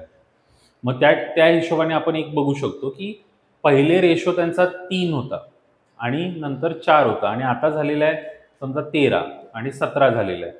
मग आपण याच्यामध्ये कितीची इन्क्रीमेंट झाली आणि त्या हिशोबाने करायला गेलो तर आता इथे 13-15 दिलेले आहे. मग आता 13 आणि 15 याच्यामध्ये 2चा गॅप आहे. इथे 13 आणि 17 मध्ये 4चा गॅप येतोय आणि हे रेशो 3-4चा होता. 3 वरनं 13 झालं म्हणजे 10ची इन्क्रीमेंट आणि 4 वरनं या ठिकाणी 4 वरनं 15 झालंय म्हणजे 11ची इन्क्रीमेंट आहे. तर 10-11ची इन्क्रीमेंट येते आणि इथे जर इन्क्रीमेंट बघितली तर ही 10ची इन्क्रीमेंट आहे आणि 4 वरनं जे 17 होतंय 13ची इन्क्रीमेंट आहे. मग 10 आणि 13 3 लिटरचा फरक आहे. तर त्यावरनं पण आपण करू शकतो. पण हे लगेच पटापट समजत नाही, त्यामुळे मग हे उलटं सोपं आहे असं सॉल्व्ह केलं तर. म्हणजे मी काही ठिकाणी तुम्हाला असं पण सांगतोय की शॉर्टकट कधी कधी थोडेसे कॉम्प्लिकेटेड होतात की जे पटकन समजत नाही.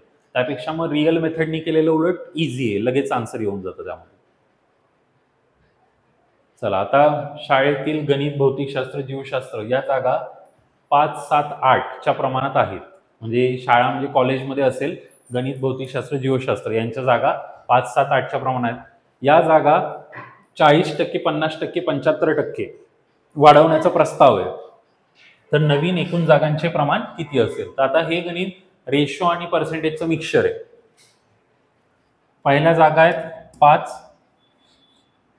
5x पकडू, नंतर 7x पकडू आणि नंतर 8x पकडू. मग आता 40% या जागा अनुक्रमे 40%, तर 140%, कारण नवीन जागांचे प्रमाण म्हणजे 40% त्यात इन्क्रीमेंट झाली, 150% आणि 175%. आता याला जर सॉल्व्ह केलं 100 गेट कॅन्सल.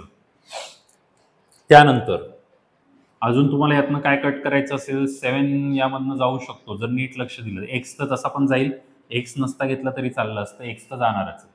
आता याच्यामध्ये 7ने जर मी भाग दिला तर इथे 7 दुने 14, इथे 7 दुने 14, 7 पाचा 35चा भाग जाईल. आता पुढचा जो भाग जाईल तो 5चा जाईल. आता इथून 5 जर मी कट केला 5 त्रिक 15चा भाग जाईल, 5 पाचा 25चा भाग जाईल. मग आपल्याकडे इथे येते 20, इथे राहते 30 आणि इथे राहते 40. म्हणजे सिंपल आपलं उत्तर काय आलं? 2 3 4. बघून घ्या.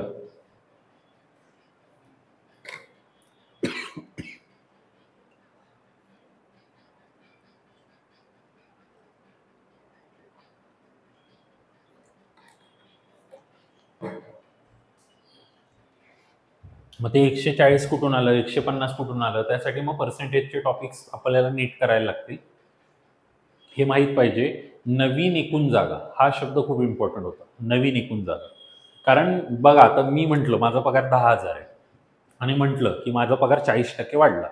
मग 10,000चे 40% 4,000, मग माझा पगार 4,000 झाला असं आहे का? नवीन पगार किती आहे? 14,000. कारण 10 + 4 14. मग तसंच इथे 40% जागा वाढतायत म्हणजे याचा अर्थ आधीच्या काही संपत नाहीत ना. मग आधीच्या 100 + 40 म्हणून 140, 150, 175. त्यामुळे तो 100 घ्यायचा असतो. मुलं परीक्षेत चूक काय करतात? 40%, 50%, 75% काढतात म्हणून त्यांचं उत्तर येत नाही. कारण ऑप्शनमध्ये नसतं, हे उत्तर फिक्स आहे, नन. त्यामुळे यांनी या गणितात हे दिलेलं आहे कारण त्यांना माहिती आहे मुलगा नन करणार. आता हे मला वाटते सेम मिश्रणाचं गणित आहे. सेम असतील तर आपण जरा ते टाळूयात गणित, कारण तेच करण्यापेक्षा नवीन थोडेसे घेऊ. आता काय इथे म्हटलंय एका संख्येचा 40% भाग दुसऱ्या संख्येच्या 2/3 असेल तर पहिल्या संख्येच्या दुसऱ्याशी गुणोत्तर. चला सोपं आहे. एका संख्येचा 40% भाग दुसऱ्या संख्येच्या 2/3 असेल, हे असं दिलेलं आहे. मग आता 20ने याला जर भाग दिला मी, 20 दुने 40, 20 पाचा 100. आता हा 2 आणि हा 2 कट झाले. मग एक्स आणि वाय हा 3 खाली, हा 5 तिकडे वरती जाईल. झालं उत्तर 5 3. म्हणजे याच्यामध्ये काय करण्यासारखं नव्हतं, डायरेक्टली आपण करू शकतो. रेशो काढायचा 5 3चा. आता हे बॅगमध्ये पैसे आहेत त्याच्या हे पण गणित आपण या टाईपचं केलेलं आहे ऑलरेडी. आता इथे जर आपण नीट बघितलं बॅगमध्ये 1 2 3च्या प्रमाणात 25 पैसे, 10 पैसे, 5 पैशांची नाणी आहेत. एकूण 30 रुपये बॅगमध्ये आहेत तर 5 पैशांची नाणी किती? आता 5 पैशांची नाणी ही 3च्या पाड्यात पाहिजे. आता जर पर्यायामध्ये बघितलं तर 3च्या पाड्यामध्ये 2 संख्या येतात, 150 आणि 300. यापैकी उत्तर कुठलं आहे ते आपल्याला बघायचं आहे. मग आता आपण जर 150 पकडलं म्हणजे आता x 2x आणि 3x, तर मी 3x ची व्हॅल्यू 150 पकडली, 5 पैशांची नाणी 150 पकडली, तर मग x ची व्हॅल्यू तुमची काय येते 50, म्हणजे इथे 50 कॉईन्स असतील आणि इथे 50 टाकले तर इथे 100 कॉईन्स असतील. मग हे झाले 50 कॉईन, हे झाले 100 कॉईन आणि हे झाले 150 कॉईन. आता याला मल्टिप्लाय करून जर आपण बघितलं, याला 25 पैशांनी मल्टिप्लाय केलं, याला मल्टिप्लाय केलं 10 पैशांनी आणि याला मल्टिप्लाय केलं 5 पैशांनी. 25 5 25 असते, 1250, हे झाले 1000 आणि हे 15 5 75, 750. तर या तिघांना मी ॲड केलं, 3000 येते, 3000 पैसे, 3000 पैसे म्हणजे 30 रुपये. म्हणजे हे उत्तर माझं बरोबर आहे. म्हणजे पर्याय क्रमांक 4 करायची गरज नाही. मग आता काही जण म्हणतील पण मग चुकलं तर काय? चुकलं तर मग चौथं उत्तर आहे. पर्याय 3 नाही येते तर मग चौथाच आहे ना, पहिले 2 तर कट केलेत. त्यामुळे हे डायरेक्टली आपण करू शकतो, त्यामध्ये काही टेन्शनची गोष्ट नसते. 2 एलिमिनेट होतात मोस्ट ऑफ द, 2 राहतात, त्यातला एक चेक करायचा, तो आला तर तोच उत्तर आहे, तो नाही आला तर त्याच्या व्यतिरिक्त उत्तर आहे. हा पण तोच आहे, सेम क्वेश्चन. आता हे ए बी चे मासिक वेतन, आता हा तर बघूनच दिसतोय होणारा. ए बी चे मासिक वेतन 5-6, जर दोघांनाही 2000 रुपये पगारवाढ मिळाली तर नवीन गुणोत्तर आहे 11-13. तर ए चे नवीन मासिक वेतन काय? आता मला म्हणतात ए चे नवीन पगार सांगा. आता एचं नवीन पगार काय दिलाय? 11. 11च्या पाड्यात एकच संख्या 22 झालं. म्हणजे याच्यात काय करायची गरज नाही. काही गणितांमध्ये असं असतं की डायरेक्ट एकाच स्टेपमध्ये होतं, कारण इथे नवीन पगार म्हटलेले आणि नवीन पगाराचं गुणोत्तर ऑलरेडी दिलेलं आहे. त्यामुळे याच्यामध्ये काय 2000 वाढवायचे कमी करायचे असं काही टेन्शन घ्यायची गरज नाही. डायरेक्टली तुम्हाला करायचं होतं. 11 दुणे 22 चा हिशोब लागतोय.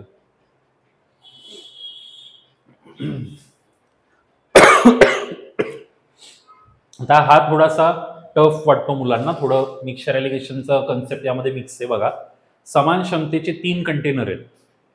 पहिल्या कंटेनरमध्ये आपण कंटेनरची नावं घेऊ ABC. पहिल्या कंटेनरमध्ये ऍसिड आणि पाणी यांचं प्रमाण 3:2 आहे. दुसऱ्या कंटेनरमध्ये 7:3 आहे आणि तिसऱ्या कंटेनरमध्ये 11:4 आहे.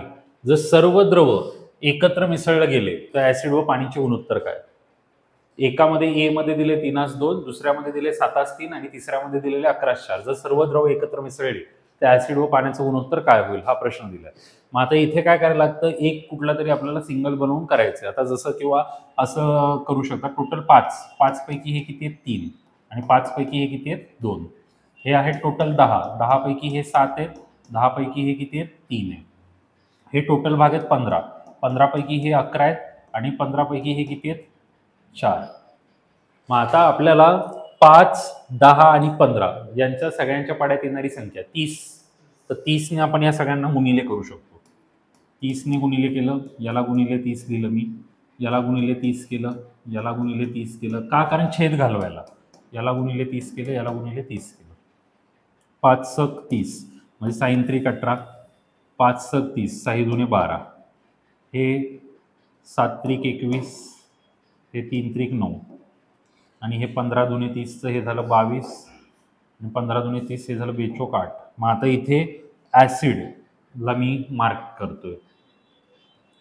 तर 18 आणि 2 20 40 60 61 झालं आणि हे 12 आणि हे 29 61 आणि 29 हा झाला पर्याय. तर ह्या अशा गणितांमध्ये मुलं कन्फ्यूज होतात, पण ही याच्यात बेटर मेथड आहे की डायरेक्ट तुम्ही करू शकता. अशा पद्धतीने आपल्याला करता येतं. आणि दुसरं म्हणजे सिंगल ऍड करायला गेलं तर वेळ जाईल. मग सिंगल ऍड कसं, जसं आता 3/5 ऍड केले 7/10 मध्ये आणि ऍड केले 11/15 मध्ये. मग आता परत ह्या तिघांसाठी लसावी काढायचा, मग परत दुसऱ्यांसाठी लसावी काढायचं, तर ती मेथड वाढते. त्यापेक्षा सरळ काय छेद संपवून टाका.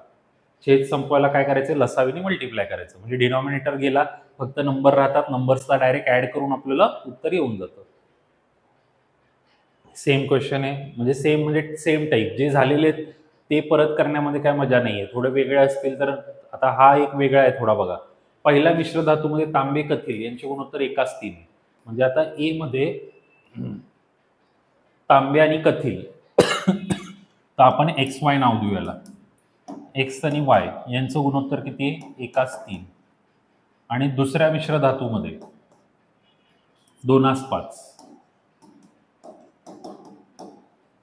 नवीन मिश्र धातू मिळवण्यासाठी कुठल्या प्रमाणात दोन मिश्र धातू मिसळले पाहिजे ज्यामध्ये 3 तांबे यांचे गुणोत्तर 8:3 असेल. तर असं हे फसवलं गेलेले आहे.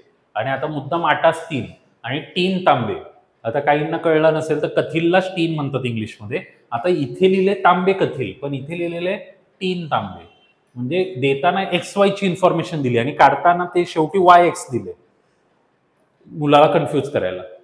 म्हणजे ए आणि बी आपण मिक्स केला आणि आपल्याला सी नावाचा मिश्र धातू मिळाला. ए बी ला मिक्स करून सी नावाचा मिश्र धातू मिळाला आणि सी मध्ये 3 आणि तांब्याचं प्रमाण. तर मला लिहिताना सगळे एकाच फॉर्मॅटमध्ये लिहावं लागेल ना. हे XY हे XY तर हे पण XYच लिहिलं मी. 8:3च्या ऐवजी 3:8. तर आता इथं काय महत्वाचं आहे की कसं मिक्स केलं ते विचारतात. कसं मिक्स केलं कुठल्या प्रमाणात. मग आता इकडे कसं करायचं मगाच सारखंच 1:3 म्हणजे हे 4 पैकी 1 एकच घ्या कुठलं तरी. आता हे 5 आणि 2 किती 7 7 पैकी 2 आणि हे 8 आणि 3 11 11 पैकी 3 कुठला तरी एक मटेरियल घेतला तरी चालतो. आता 4 7 आणि 11 यांचा आपल्याला लसावी घ्यायचंय. 4 7 आणि 11 म्हणजे तिघांच्या पाड्यात असलं पाहिजे. आता सिंपल आहे तिघांच्या पाड्यात कुठली संख्या येईल 11 7 आणि 4. कॉमन काहीच नाहीये ना मग गुणाकार करावा लागेल डायरेक्ट. मग 11 7 77 आणि 77ला आपल्याला 4 ने गुणावं लागेल. किंवा दुसरा कुठला अजून तुम्हाला बघा येतोय का 308. याच्या व्यतिरिक्त कुठली अजून संख्या आठवत असेल की जी दोघांच्या पाड्यात आहे अशी बघायला लागेल. 28 4च्या पाड्यात आहे 7च्या पाड्यात आहे 11च्या पाड्यात नाहीये. अजून कुठली संख्या 144 जर आपण बघितली तर 144 11च्या पाड्यात आहे. 11 1 11 नाहीये ना 11 1 11 आणि नाही येणार. 154 जर आपण बघितलं तर ही 11 1 11 आणि 11 चौक 44 ने जातोय भाग. 7 ने जातो भाग 7 दुने आणि 21 ने 4 ने अडकते. मग आपण 308 घेतलं समजा.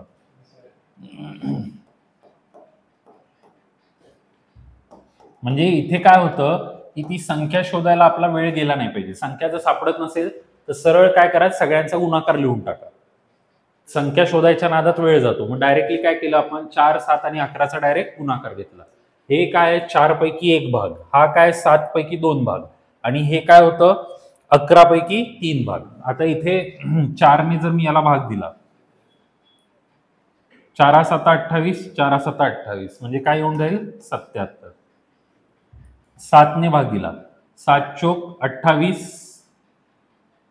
आणि परत 7 चोक 28 44 आहे. पण 44 डबल 88. 11 ने इकडे भाग दिला 11 दुने 22 आणि 11 8 88. आता इथे 28 झालं. 28 त्रिक किती येतं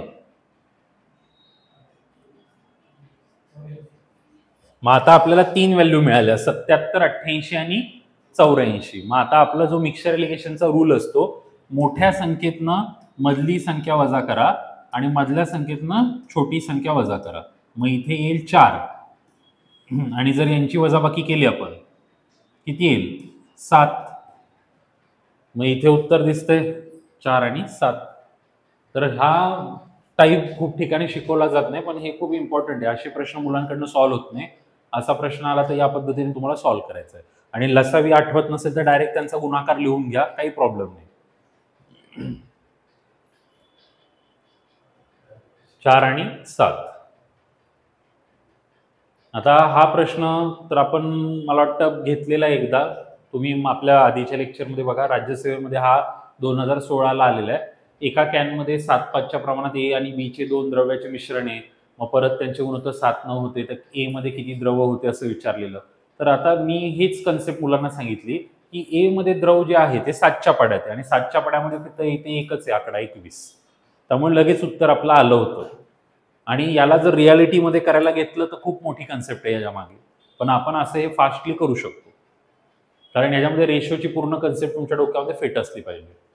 तर आता आपण रेशोची रिगार्डिंग खूप टाईपचे क्वेश्चन केले. आता थोडं अजून नेक्स्ट टाईपचे काही क्वेश्चन करूयात आपण.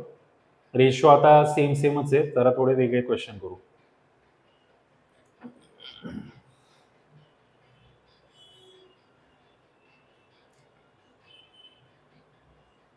आता आपण थोडे सिंपल इंटरेस्ट कंपाऊंड इंटरेस्टशी रिलेटेड घेऊ.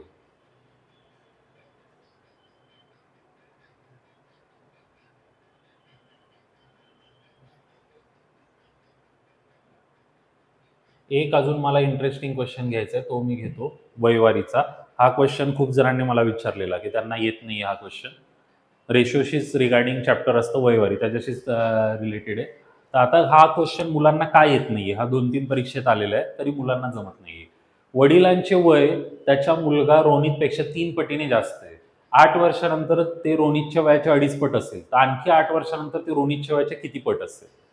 आता इथे पहिली स्टेटमेंटच मुलांची परीक्षेमध्ये चुकते. ते आता नीट काय बघा, वडिलांचे वय त्याचा मुलगा रॉनितपेक्षा 3 पटीने जास्त. रॉनित आणि त्याचे वडील, वडिलांना आपण फादर घेऊ, रॉनित आणि वडील. रॉनितचं वय आहे एक्स, तर फादरचं किती येईल. तर इथे मुलं चुकतात, ते म्हणतात 3x. कारण हा जो वर्ड आहे 3 पटीने जास्त, इथे जर वाचलं father is aged 3 times more, 3 times नाही आहेत, 3 टाइम्स मोर आहेत. मग 3 टाइम्स मोर आणि 3 टाइम्स मध्ये काय फरक आहे. जर मी म्हटलं तिप्पट, तर आता माझ्याकडे 100 रुपये आहेत, तर त्या व्यक्तीकडे माझ्यापेक्षा तिप्पट रुपये आहेत, मग त्याच्याकडे 300 आहेत. माझ्याकडे 100 आहेत आणि त्या व्यक्तीकडे माझ्या तिप्पट आहेत, म्हणजे त्याकडे 300. पण मी म्हटलं माझ्याकडे 100 आहेत आणि त्याच्याकडे माझ्यापेक्षा तिप्पटीने जास्त पैसे आहेत, मग माझ्या पैशाची तिप्पट किती, 300. मग माझ्यापेक्षा 300 जास्त म्हणजे 400, मग त्याकडे 400. मग इथे प्रॉब्लेम होतोय रिडिंगमध्ये. 3 पटीने जास्त याचा अर्थ की जर रॉनित एक्स आहे तर त्याचे वडील x + 3x म्हणजे 4x. म्हणजे मी इथे डायरेक्ट 4x न लिहिता मी असं लिहून देईल, म्हणजे मुलांना कन्फ्युजन होणार नाही. रॉनित जर x आहे तर त्याचे वडील x पेक्षा 3 पट जास्त आहे. मग ही कन्सेप्ट मुलांना येत नाही आणि मग तिथेच सगळं संपलं. स्टार्टिंगलाच तुम्ही 3x दिलं तर गणित पुढे जाणारच नाही. त्यामुळे स्टार्टिंगला 4x पाहिजे, तिथे x आणि 4x. चला आता काय म्हटलंय, वडिलांच्या वय त्याचा मुलगा रॉनितपेक्षा 3 पटीने जास्त आहे. 8 वर्षानंतर, 8 वर्षानंतरची स्टोरी. 8 वर्षानंतर ते रोनितच्या वयाच्या 2.5 पट असेल. आता 2.5 पट मध्ये पण खूप मुलं कन्फ्युज होतात. आता 2.5 पट म्हणजे असतं 212, तर 2 दुने 4 आणि हा 1 5 म्हणजे झालं 5-2. आता इथे बघा महत्वाचा मुद्दा, मुलगा परीक्षेत लिहितोय 5-2, चुकलं. कॉमन सेन्स आहे की फादर मोठा असला पाहिजे ना, मग 5 आकडा फादरला पाहिजे आणि रॉनितला 2 आकडा पाहिजे. तर ही अशी छोटी छोटी सिली मिस्टेक्स. मग आता हे क्रॉस केलं, 5x 45 40, 2 चोक 8, 2 16. 5x तिकडे मायनसला जाईल, 16 इकडे येईल. 40 मधनं जर 16 घालवले आपण तर 24 येतील आणि इथे 3x येतील. 3 ने घेतलं तर 8, म्हणजे x ची व्हॅल्यू आली 8. मग 8 आपण इथे कुठेही पुट केलं, समजा मी इथे पुट केलं तर हे येईल 8 आणि वडिलांचं वय 4 पट आहे म्हणजे किती येईल, 32. पण आपल्याला विचारलं काय, आता आफ्टर फर्दर 8 इयर्स म्हणजे याच्या 8 वर्षानंतर काय स्टोरी असेल ते विचारलेले. मग कशाच्या 8 वर्षानंतर, या 8च्या पुढे 8 म्हणजे 16 वर्ष येणार त्यामध्ये. म्हणजे पहिले आपण हे जर केलं, 8 मध्ये 8 मिळवले आणि 8 मिळवले तर हे काय येईल, 16 आणि 40. तर हे आत्ता इथं 8 वर्षानंतरचं झालं. पण हा शब्द आणखी 8 वर्षानंतर, मग आणखी म्हणजे या 8 वर्षाच्या पेक्षा आणखी 8 म्हणतायत. मग 16 मध्ये 8 आणि 40 मध्ये 8, मग हे आलं 16 8 24 आणि हे आलं 48. हे झालं उत्तर. दुप्पट, 24 एके 24, 24 दुने 48. मुलं असे शब्दांमध्ये फसतात. हा प्रश्न सगळ्यांनी नीट बघून घ्या, स्क्रीनशॉट काढा, वाटलं तर व्यवस्थित बघून घ्या काय आहे. आणि हा प्रश्न मला 3-4 जणांनी विचारला होता.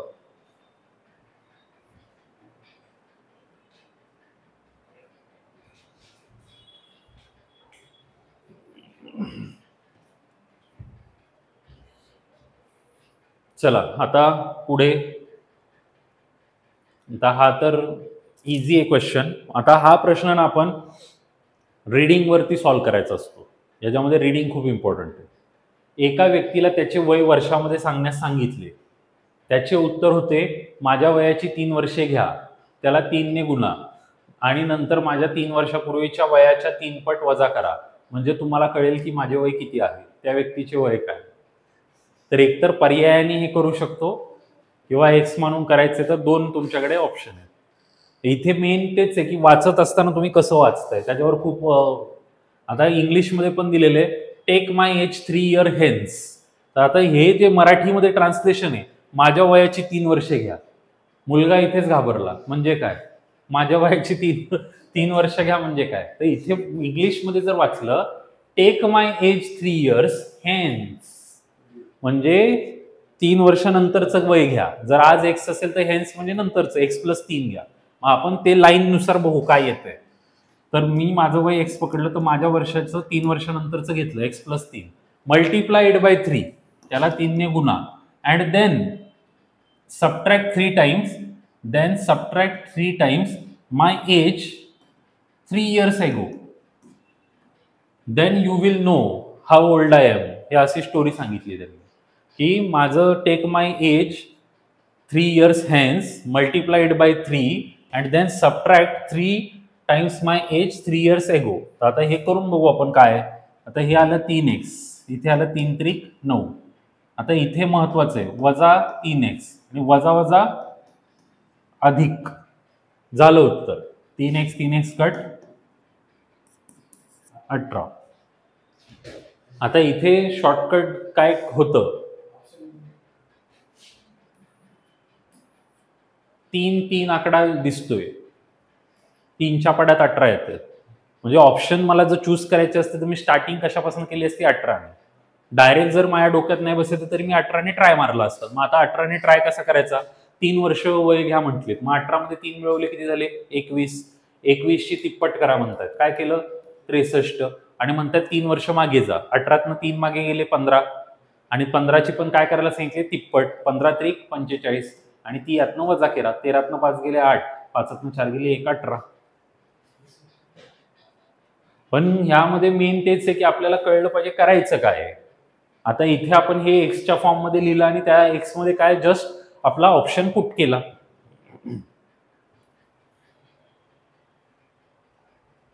चला आता हे आपलं सरळ व्याजवाले आले क्वेश्चन्स. कोणत्या रकमेवर 4% दराने 6 महिन्याचे सरळ व्याज 150 रुपये होईल. 4% दराने 6 महिन्याचे सरळ व्याज 150. आता हे तोंडी कसं करायचं, 4% दर 6 महिने, 4% दर हा वर्षाचा असतो, कारण इथे लिहिले बघा पर एनम. तर 6 महिन्यामध्ये मला ते किती देतील, 2%, कारण मी अर्ध्याच वेळेसाठी पैसे ठेवले. मग मला ते लोक 2% म्हणून किती रुपये देतात, 150 रुपये देतात. 2% म्हणून 150 देतात, मग 1% असेल 75, आणि मग 100% असेल 7,500. हे झालं उत्तर. याच्यामध्ये बाकी आपल्याला काहीच करायचं नाही. 2% जर 150 असेल तर 100% किती, 2 ने याला भाग दिला, 2×7 = 14 आणि 2×5 = 10, मग 75 आणि 100ला गुणिले करून किती आलं, 7,500. 1600 रुपये रकमेवर किती टक्के दराने 2 वर्ष 3 महिन्याचे सरळ व्याज 252 होईल. 1600 रुपये रकमेवर किती टक्के दराने 2 वर्ष 3 महिन्याचे सरळ व्याज 252 होईल. आता इथे त्यांनी फक्त कन्फ्यूज करायला दिले 2 वर्ष 3 महिने. 3 महिने असेल तर हे असं लिहावं लागतं, 3 × 3 3 × 4 12, 4 × 2 8 आणि 1 9, म्हणजे हे किती होतील आपले 9 4 होतील. जर आपण आपल्या फॉर्म्युला मेथडनी केलं तर आपल्याला मग त्यामध्ये काय करावं लागेल, SI = PNR × 100, PNR / 100. Principal amount दिलेले 1600, एन ची व्हॅल्यू दिलेली 9/4, रेट ऑफ इंटरेस्ट आपल्याला काढायचं आहे आणि इथे 100 दिलेले आणि 252 रुपये. तर हे आपल्याला गिवन आहे. आता गिवनमध्ये आपण जर सगळ्यात पहिले तर 0 0 कट केला, 4 × 16 चा 4 कट केला, 4 ने जर इकडे भाग दिला, 4 सख 24, 4 त्रिक 12, 9 7 63 झालं. रेट ऑफ इंटरेस्ट किती आला, 7 आला. म्हणजे असं आपण फॉर्म्युल्यामध्ये व्हॅल्यू टाकून डायरेक्टली करू शकतो. आता विदाऊट फॉर्म्युला जर कोणाला एखाद्याला करायचं असेल मग काय करणार, विदाऊट फॉर्म्युला करायला थोडंसं इथे डोकं कसं लावावं लागतं, त्यासाठी पॉईंटमध्ये येईल हे, कारण इथे नंबर प्रॉपर नाही आहे. 252 रुपये मिळाले मला 1600 वर, तर मग 100 वर किती, शून्य कट शून्य कट शून्य कट शून्य कट 16ने भाग दिला 16 एक्के 16 मग किती राहतील 16 एक्के 16 झाल्यानंतर मग तुमचे 9 राहतील 92 मग 16 85 16 96 म्हणजे उत्तर येईल 15 पॉईंट समथिंग म्हणजे मला त्यांच्याकडनं 15 पॉईंट समथिंग मिळते तर मग मला वर्षाला किती मिळत असेल आता वर्षाला 5.5 मिळत असेल तर 2 वर्षाची 11% होतील म्हणजे हे उत्तर गेलं वर्षाला 6 मिळत असतील तर 2 वर्षाची 12% होईल म्हणजे हे उत्तर गेलं वर्षाला 8% मिळत असतील तर 2 वर्षाची 16 होईल जे की 15च्या वरती गेलं म्हणजे एकच पर्याय राहिला 7 तर अशा टेक्निक्स आपल्याला डेव्हलप करता येतात विदाउट फॉर्म्युला आपल्याला जर जायचं असेल तर सरळ व्याजाने दिलेल्या एका रकमेचे 2 वर्षात 880 रुपये होतात तसेच 3 वर्षाचे 920 हे चुकून ऍड झालेले मला वाटतं सरळ व्याजाने दिलेल्या एका रकमेचे 2 वर्षात 880 तसेच 3 वर्षाचे 920 तर ती रक्कम शोधा 880 920 40 रुपये वाढले एका वर्षात 2 वर्षात 80 रुपये म्हणजे काय येईल 800 तर हे असं पटकन आपल्याला कळलं पाहिजे पर्याय बघून आता पर्याय जर बघितले 880 920 पर्यायामध्ये सगळ्यात राऊंड फिगर कोण आहे 700 किंवा 800 म्हणजे हा तर एकदमच ऑड आहे आणि 760 पण जरा ऑडच आहे 700 आणि 800 आहे दोघांपैकी एक असेल आणि आता 880च्या लगेचच बघितलं तर 800 येते कसं केले बघा 3 वर्षात मला मिळाले 920 रुपये आणि 2 वर्षात मला मिळाले 880 रुपये मग मी जर गॅप काढला तर 1 वर्षाचा गॅप किती येतो 40 रुपयाचा मग कॉमन सेन्स आहे की 1 वर्षात 40 रुपये तर 2 वर्षात किती मिळत आहेत 80 रुपये मग आता मला तर ते 2 वर्षात 880 देत होते मग 2 वर्षात मला ते 880 देत होते तर त्यातला 80 काय होतं व्याज होतं आणि मग त्यांच्याकडे म्हणजे आपली प्रिन्सिपल किती 800 इश्यू काय होतोय मुलांचा की मुलं कन्सेप्टच समजून घेत नाही मुद्दल काय असतं रास काय असते किंवा जे पर्सेंटेज देतात ते रेट ऑफ इंटरेस्ट म्हणजे आर काय असतो एन काय असतो मुदत तर आपल्याला कन्सेप्टवर फोकस करायचं आहे जास्तीत जास्त मुलं काय करतात टाईप सर टाईप वाईज शिकवा पहिला टाईप दुसरा आणि पाठ करतात काही फायदा नाही टाईप वाईज वगैरेचा आपल्याला उलट जेवढं रॅन्डम करणार तेवढं आपल्याला वेगवेगळ्या गोष्टी समजतात टाईप वाईज वगैरे लहानपणी शाळेत असताना ते मुलं करायचे की या टाईपचा प्रश्न परीक्षेत येणार शिक्षक क्वेश्चन बँक द्यायचा हे 10 प्रश्न वाचा ह्यातलं येईल ते विसरायचे आता जर शाळेतल्या सारखंच आपली वागणूक राहिली तर मग शाळेमध्ये जो रिझल्ट येत होता तोच रिझल्ट आता पण येणार आहे आपल्याला आधी आपण ज्या स्थानावर होतो त्यापेक्षा वेगळ्या स्थानावर जायचंय तर सिंपल आहे की आपण आधी जे करत होतो त्याच्यापेक्षा वेगळं करावं लागेल आणि मग वेगळं म्हणजे काय आता गणितामध्ये काय वेगळं आणायचं तर वेगळं म्हणजे विचार करण्याची शैली दृष्टिकोन प्रश्नांकडे बघण्याचा तुम्हाला बदलावा लागेल सिंपल आपण 3 स्टेप मुलांना सांगतो टेक्निक क्वेश्चन मध्ये बघा काय काय दिलंय दुसरं बघा काय काढायचंय आणि तिसरं बघा ऑप्शन आणि मुलांची स्टेप काय पहिला प्रश्न बघतात आणि नंतर सॉल्व्ह करायला घेतात दुसरी स्टेप आपल्याला पहिलं बघायचं क्वेश्चन मधला डेटा काय दिले दुसरं बघायचे काय काढायला सांगितले आणि तिसरा बघायचं ऑप्शन मग कुठला मॅच होतो त्याशी कुठला एलिमिनेट होतोय आणि नंतर मग शेवटी सॉल्व्हिंगचं असतं म्हणजे काहीच आपल्याकडे राहिलं नाही पर्याय तेव्हा जायचं सॉल्व्ह करायला तर आपण काय करतोय पहिले सॉल्व्ह करायला जातोय काय आता एक व्यक्तीने बीला 6,000 रुपये 2 वर्षासाठी दिले सीला 1,500 रुपये 4 वर्षासाठी काही व्याजदराने दिले तर त्याला दोघांकडून मिळून 900 रुपये व्याज मिळते ते व्याजाचा दर काढा हे अशा प्रश्नांना डायरेक्ट तोंडी करायचा प्रयत्न करायचा 6,000 रुपये 2 वर्षासाठी दिलेले आणि सीला 1,500 रुपये 4 वर्षासाठी आता व्याजाचा दर काढायला सांगितलं 900 रुपये व्याज मिळतंय 900 तर मग 900चं काय रिलेशन आपल्याला दिसतंय का पहिले तर काय काय दिले ते बघितलं 6,000 दिले 1,500 दिले 2 वर्षासाठी दिलेले इथे आणि इथे दिलेले 4 वर्षासाठी तर माझ्याकडे हा डेटा आहे मग 6,000 जर 2 वर्षासाठी जर आपण बघितलं तर 6 दुने 12 येतं तिथे 12 होऊन जाईल पण खाली 100 असतील तर 2 शून्य कट होतील म्हणजे 120 होईल ते आणि इथे 15चे 4 झाले तर 15 चोक 90 येईल कारण 1900 जरी झाले तरी 2 शून्य कट होतील मग 120 आणि 90 चा इथे काहीतरी हिशोब आपला लागू शकतो का सॉरी 15 चोक 60 आहेत ना 60 येतील तिथे 1,500 तर 15 चोक 60 येतील आणि इथे 120 मग 120 आणि 60 येते 180 मग 18 आणि 90 यांचा रिलेशन काय 18 5 90 वाला रिलेशन बसेल तर याला सॉल्व्ह जर करायचं असेल तर असं 6,000 रुपये 2 वर्षासाठी एक्स दराने दिले प्लस 1,500 रुपये 4 वर्षासाठी एक्स दराने दिले आणि दोन्ही मिळून किती मिळाले 900. मग इथे शून्य गेला 6 दुणे 12 म्हणजे हे झाले 120 एक्स, शून्य गेला 15 चौक 60 म्हणजे हे झाले 60 एक्स आणि हे मिळून किती झाले 900. मग 120 आणि 60 180 एक्स आणि इथे 900 18 पंचे 90.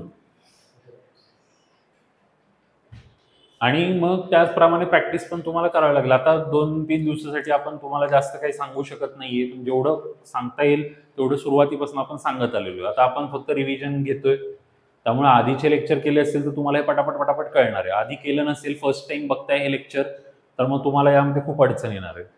मला माहिती आहे कमेंटमध्ये मुलांचं काय असतं की एवढा फास्ट कसं काय करणार. मग एवढ्या फास्ट केल्यावरती तरच रिझल्ट येणार आहे ना. आपल्याला हे समजून घ्यायला लागेल. मी खूप वेळा बघतो मुलांचं कमेंट असते, सर स्लो घ्या. मला तुम्हाला फास्ट करायला शिकवायचंय. मग तुम्हाला जर फास्ट करायला शिकवायचं तर पहिले मला फास्ट करावं लागेल ना. मी स्लो केल्यावर तुम्ही कसं काय आपोआप फास्ट व्हाल.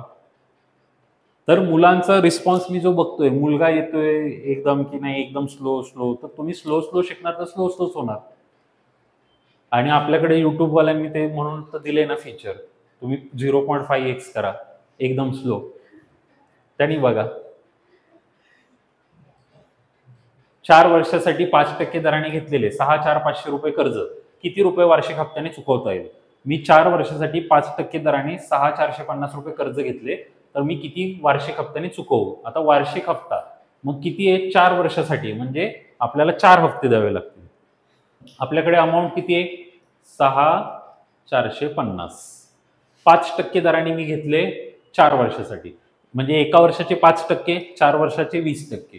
तर मला या अमाऊंटचे 120% भरायचे. या अमाऊंटचे 120% मला भरायचे आहेत आणि ते किती हप्त्यात भरायचे आहेत 4 हप्त्यात. तर मी याला डायरेक्ट असं पण करू शकतो. मग आता जर बघितलं हा 0 कट झाला, हा 0 कट झाला, 4ने इथं कट मारला 3चा, 3×5 = 15, 3 चौक 12 आणि 1 13, 3 7 18 आणि 1 19. हे झालं उत्तर 1935 रुपये. तर याच्यामध्ये मग ते SI काढा, मग ते ऍड करा, मग त्याला भाग द्या, एवढं काहीच करायची गरज नाही. डायरेक्ट आपण असं करू शकतो. म्हणजे आपण हे तुम्हाला सांगतोय की तुम्हाला रिझल्ट पाहिजे तर तुम्ही या गोष्टींकडे या. आणि राज्यसेवामध्ये आपल्याला मॅथ्स रिझनिंग नाही केलं तरी चालते, कारण क्वालिफाईंग आहे. आपण पॅसेजच्या जोरावर डिसिजन मेकिंगवर करू शकतो. पण एखाद्याने ठरवलंय मला गड ब क ला जायचंय, तर याच्याशिवाय पर्याय नाही. कारण मेन्समध्ये पण आता क्वेश्चन्स वाढले, 22-25 प्रश्न यायला लागले आणि मेन्समध्ये तर एक क्वेश्चन 2 मार्काला आहे. ते पण आपल्याला लक्षात घ्यावं लागणार आहे. चला आता करायचं का अजून थांबवायचंय बघा, तुमच्यावर आहे आता काय करायचं. एक व्यक्ती 400 रुपये 2 वर्षासाठी, 550 4 वर्षासाठी आणि 1200 6 वर्षासाठी ठेवतो, त्याला 1020 रुपये मिळतात. हा सेम क्वेश्चन आहे 900 वाला, त्यामुळे हा आता परत नको करायला. वेगळा जर असेल तर आपण घेऊ. आता एक व्यक्ती 60,000 रुपयातील काही रक्कम, तर आता काही रक्कम मला जरा अवघड असतात, काहींना समजत नाही, हे घेऊ. एक व्यक्ती 60,000 मध्ये काही रक्कम 5% दराने आणि उर्वरित रक्कम 4% दराने सरळ व्याजाने देतो. जर त्याला वार्षिक व्याज 2560 मिळते तर 4% दराने गुंतवलेली रक्कम किती. मग सिंपल आपल्याला काय करायला लागतं, 60,000चे 2 भाग करावे लागतात. 60,000चे आपण 2 भाग केले तर याच्यामध्ये पहिला भाग जर x केला तर दुसरा भाग आपल्याला करावा लागेल 60,000 वजा x. आता याच्यामध्ये पहिला काही रक्कम 5% ने आणि उर्वरित 4% ने देतो, तर आपल्याला 4%ची गुंतवणूक काढायची, म्हणजे मग याला आपण 4% घेऊ. हे 4% दर घेऊ आणि याचा घेऊ 5%. आणि त्याला वार्षिक व्याज मिळते 2560. मग वार्षिक म्हणजे एका वर्षाचे, त्यामुळे याच्यामध्ये काही इयर लिहायची गरज नाही. मग ह्या दोघांना मिळून त्याला मिळते 2560.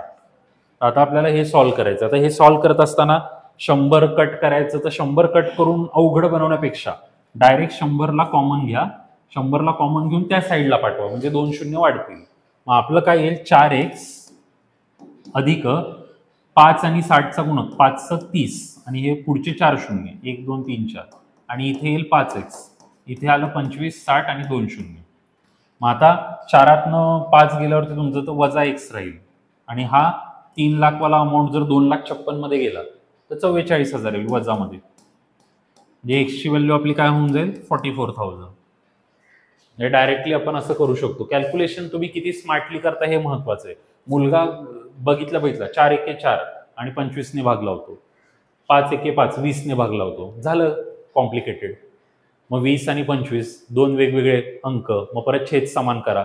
म्हणजे तुम्ही अवघडकडे जाता इझी सोडून. चला आता हा बेसिक क्वेश्चन आहे, येतोय का बघा एकदा.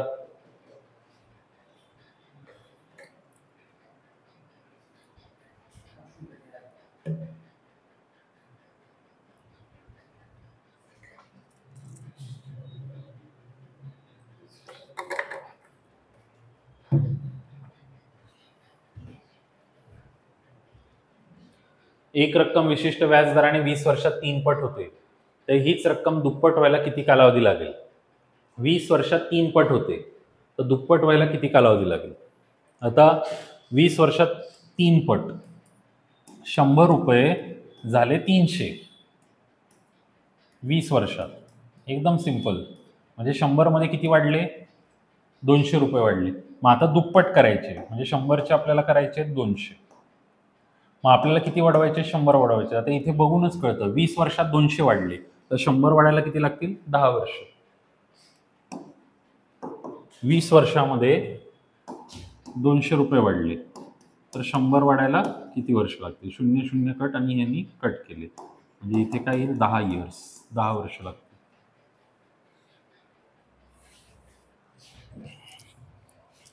तर आता मला वाटते आता हे एवढे गणित बस आहेत, बाकीचे अजून सेम त्याच टाईपचे आहेत. अजून फक्त आता आपण जाता जाता थोडंसं एक स्ट्रॅटेजी पण डिस्कस करूयात पेपरसाठी. पेपरच्या स्ट्रॅटेजीचा वेगळा व्हिडिओ मी बनवलेला आहे, पण तुम्ही बघितला नसेल तर आता मी थोडं बेसिक तुम्हाला स्ट्रॅटेजी सांगून देतो, काय करायचं काय आपल्याला त्या दिवशी. तर आता आपल्याकडे 1 जूनला जो पेपर असेल तर त्यामध्ये 100 प्रश्न आपल्याकडे असणार आहेत.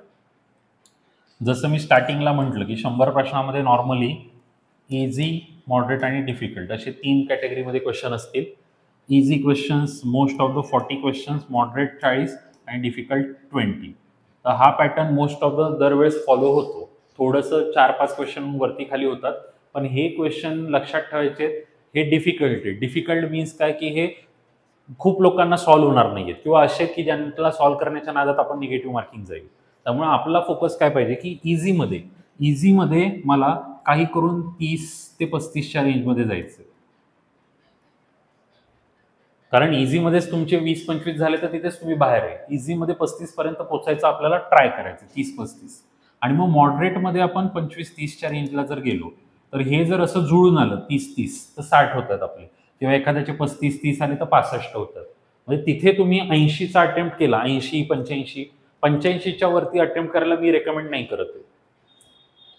म्हणजे आता बाकी एक्झाम्स वेगळ्या असतात, पोलीस भरती, तलाठी, त्या वेगळ्या आहेत, निगेटिव्ह मार्किंग नसते. पोलीस भरतीला मुलगा सगळं करून येतो, इथे निगेटिव्ह मार्किंग आहे, 1/4 आपल्याला ते पण लक्षात घ्यायचे.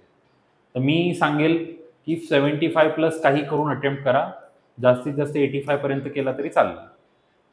नॉर्मली आता याच्यामध्ये पण कसं करायचं, आपण आता राऊंड वाईज स्ट्रॅटेजी वगैरे मी सगळी सांगितलेली पूर्ण डिटेल. आता ती स्ट्रॅटेजी इथे सांगत बसतो तर खूप वेळ जाईल, तरी बेसिक काही गोष्टी सांगतो मी. तर आपण राऊंड कसे बनवलेले, 30 मिनिटाचा पहिला राऊंड बनवलेला आहे, 20 मिनिटाचा दुसरा राऊंड बनवलेला आहे आणि 10 मिनिटाचा तिसरा राऊंड बनवलेला आहे. मग आता या 3 राऊंड्समध्ये आपण नेमकं काय करतो, आता तिन्ही राऊंड मिळून आपले किती झाले, 60 मिनिट, म्हणजे 1 तास झाला. आता फर्स्ट राऊंडमध्ये आपण काय करणार आहे, GS चे 80 प्रश्न टार्गेट करायचे, जे येते तेच सॉल्व्ह करायचं, बाकी काहीच नाही. मग आता जे येते ते, आणि आता कसं, आता इथे थोडक्यात मांडून दाखवतो मी. समजा history, geography, polity, eco, science, current. History, geography, polity, eco, science, current. बरोबर. आता हिस्ट्रीचे 10 प्रश्न आहेत, 10 पैकी मला फक्त 5च येतात. कारण असं होतं जर अभ्यास केला असेल तर, कारण अभ्यास केला तरी काही प्रश्न बाहेरचे असतात. मग अभ्यास नाही केला असेल तर काय होतं ते तर माहिती आहे तुम्हाला. तर 10 पैकी 5 आले. आता जॉग्राफीचे समजा 10 आले, 10 पैकी तुम्ही जॉग्राफी जरा चांगला केलाय, 6 आले. पॉलिटीमध्ये 15 पैकी तुमचे समजा 7 प्रश्न आले, म्हणजे आपण हाफ घेतोय, जास्त नाही. इकॉनॉमिक्समध्ये समजा 15 पैकी तुम्हाला 7 आले, सायन्समध्ये समजा तुम्हाला 15 पैकी 7 आले, म्हणजे 7-7-7 असा आकडा आपण घेऊया. आणि करंट समजा आता एखाद्याला वाटतंय की करंट त्याचं चांगले आहे, मग करंट आपण करंटमध्ये त्याला 15 पैकी 8 घेऊ. मग फर्स्ट राऊंडमध्ये मी फक्त एवढंच केलं, 5, 6, 7 7 7 8 एवढंच केले.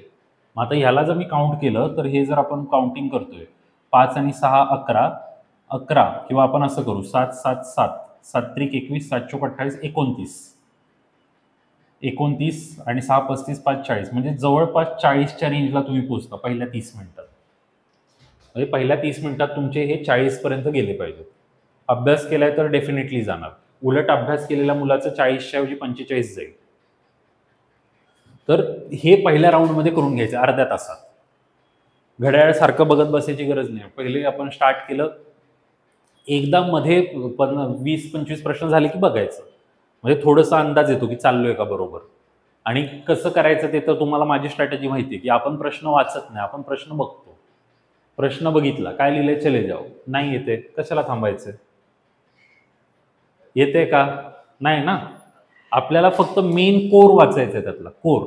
म्हणजे आता काय लिहिलेले, आता समजा लिहिले राष्ट्रपती, एकच येते वाचलं, कारण सारखं दिवस रात्र तेच वाचतोय राष्ट्रपती. कारण मुलगा पॉलिटिक्सचा अभ्यास करताना शेवटच्या चॅप्टरला पोहोचतच नाही, तेच पहिले चॅप्टर 10 वेळा वाचतो. मग आपल्याला शब्द बघायचा आहे, तो शब्द आपल्या ओळखीचा आहे तर त्या प्रश्नाकडे जायचंय. शब्द वेगळा दिसला पुढे जा. तसं केल्यावर हे अचीव होतं. म्हणजे तो मुलगा म्हणतो 80 प्रश्न 30 मिनिटात कसं होईल का, 3 वेळा करून दाखवतो आपण. बघितला नाही येते, नेक्स्ट नाही येते, नेक्स्ट. जे येते त्यालाच पकडा फक्त. मग येणारे कुठले असतील, येणारे 40-42 असतील ते करू शकतो 40 मिनिटात. आणि इथे गणित बुद्धिमत्ता कुठे घेतली आपण, हे फक्त जीएस आहे ना. मग सेकंड राऊंडमध्ये यायचंय गणित बुद्धिमत्ता. असं का करायचंय, कारण एकदा सगळा पेपर आपल्या डोक्याखालनं गेलेला असल्यावर मग आपण बुद्धिमत्तामध्ये समजा गणितात 1-2 गणितात अडकलो आणि अचानक खूप वेळ गेला तरी आपले हे झालेलं आहे. आणि जर पहिलेच गणित बुद्धिमत्तामध्ये अडकला तर मग नंतर जीएसला वेळ नाही पुरत, मग ते पॅनिकनेस क्रिएट होते. म्हणून मग नंतर गणित बुद्धिमत्ता. मग मॅथ्स रिझनिंगला मी 20 मिनिटं दिलेत कोर. मला माहिती आहे 20 तर मला काही येणार नाही, 5 ऑलरेडी बाहेर आहेत, 15च प्रश्न आहेत. कारण 4-5 प्रश्न मोठे असतात, लेंदी असतात, मला ते जमणार नाहीत. मग माझ्याकडे किती प्रश्न आहेत, 15. मग मला 20 मिनिटात 15 प्रश्न करायचे. मग 15साठी मी टार्गेट केलं, नाही 15 आले, मला 10-12 आले तरी बस, नाही 15 आले तर झालं, 50-52च्या रेंजमध्ये जाईल मी. आणि मग नंतर शेवटच्या 10 मिनिटांमध्ये मग इथे असे काही क्वेश्चन्स की जे तुम्हाला म्हणजे वाटते की त्यामध्ये काही 50-50 चान्सेस असे तुम्ही करू शकता. मग आता मी समजा हिस्ट्रीमध्ये 5च सोडवलेले, 3 प्रश्न मी एक्स्ट्रा सोडवले ज्याच्यामध्ये मला 50-50 वाटते.